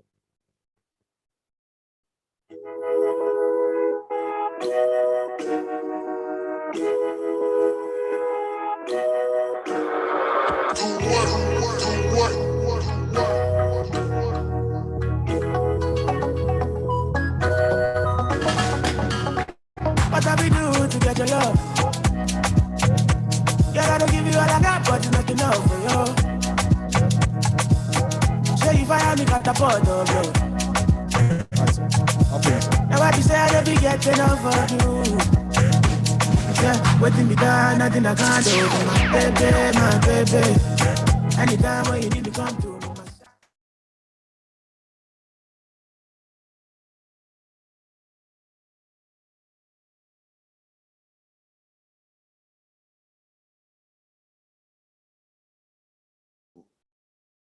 Announce these results very well. Thank you to all the teams. You all did very well. I intended to make a comment initially on your presentation, but I realized the fact that it was a debate between me and Governor Wike of Rivers State. So hence the two of us are already in the court. It will be very unfair, and I will amount to contempt of the court for me to make any comment on the issue of VAT administration in Nigeria in this place. So I want to congratulate all of you for a good job that you have done for the Federal Republic of Nigeria. We all have learned, and we all go back home to think, and we are going to be able to sit with our respective lawyers to prepare for the big tax ahead. I'll start by announcing the result of this free speaking session we had, which was made up of 4 speakers. The fourth person, the person that came fourth, I would not say he came last, scored 4.4 marks, which is Team C.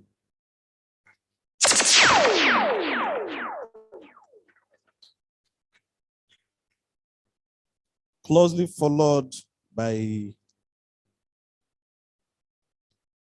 Team J that scored 5.2 marks.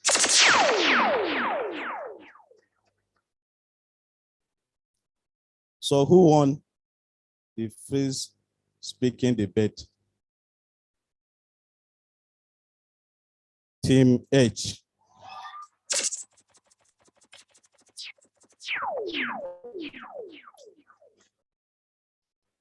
That scores 6.9 marks. And second was Team I, 5.75. Congratulations to all of you.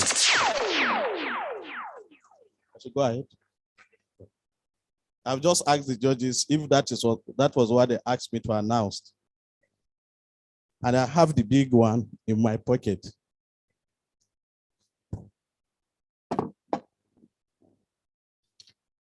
So at the end of this, you already know that at Supreme Court, one of us will surely win. So the speakers have settled the issue. I will request the dean and the representative of the vice chancellor to use this as a record that will be transmitted to all the courts so that the cases are stopped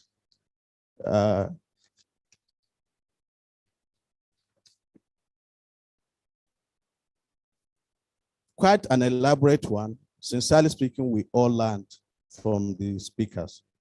Please let's put a hand together for all of them. Let's also appreciate our wonderful, is it panelists you call them? Or the judges? They were all great. They asked wonderful questions, questions that made some people answer only when I get home, I will think about it. So put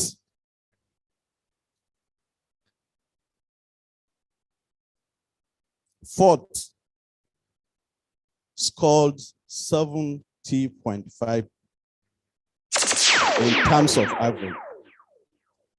So you can now start to think what will be the score of the person who won this. And that was Team C. A round of applause for Team C.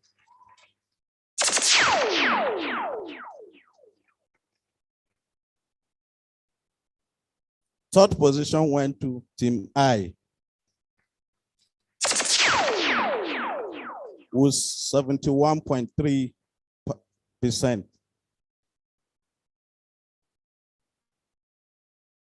There was no result for 1 and 2.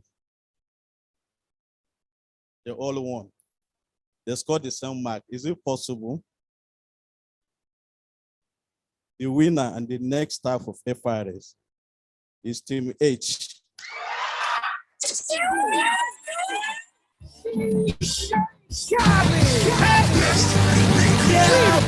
All I do is win, win, win, no matter what. Got money on my mind, I can never get enough. And every time I step up in the building, everybody hands go up. All I do is win, win, win, no matter what. All I do is win, win, win, no matter what.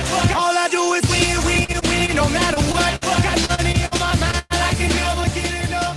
And every time I step up in the building,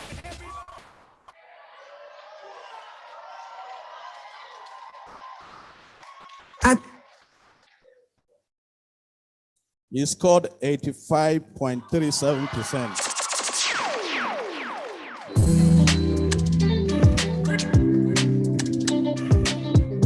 Team J scored 75.57%. Congratulations to everybody. Thank you very much, sir. Congratulations to the winners.